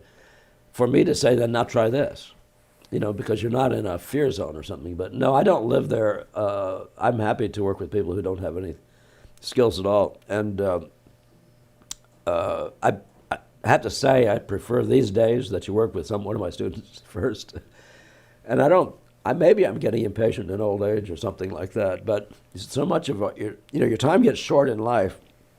And it's going to take somebody who's just barely beginning, up to 3 years just to get to a point where you can even have a serious conversation with them. It's fun for me. Now I apologize for that, but on some level you got to be in the room as a teacher too, engaged to be useful to people. And so, and I've always every little aspect of painting I've loved from the beginning. As I gain more knowledge, and things come into clarity. The great values of the little things you heard, and and you're masters of their use and their timing and all that sort of stuff. So it's not that I don't like them, but it is better. And I do have some people you could work with. If you're trying to, if you'd like to do that, don't feel like you must. But if you're at a place, for example, like over in London or something, go talk to Ali. And if you're in Europe somewhere, I don't know who else I have over there, but I have a few people around. Ken Manami is in Chicago, and there are people like that. Yeah. And I'd love to work with you anyway. I mean, I don't know what it is, but I think it's more than anything else that I love not just the world of painting, but the world of ideas. And the conversation that happens through your work and your development and all that sort of stuff. It's studentship, it's personal human development, it's relationships between teachers and students. It's this whole craft and the evolution of the craft, and it's like there's no end of stuff that I find fascinating, which is why I was recommending the idea of progress by Barry and the book by Ortega this morning, because earlier on, but think of it that way, that even if you're a painter, there's going to be aspects of painting, thoughts about painting, ways, greater interests about certain aspects of painting than other ones for you. And so to some degree, teaching is just one of those things, the whole thing fascinates me. Like from when I was a 5-year-old, it's just the same thing, that unfinished corner of that painting is still sitting there in my brain. And I want to know, it's just, somebody, one of you guys said earlier, this thing is just such a rich feast. And I'm sitting there, as a kid, it's worthy. I don't know why but somehow or other, it's got your attention, and you ain't gonna let go, and there's been no reason to let go. You're still trying to get there.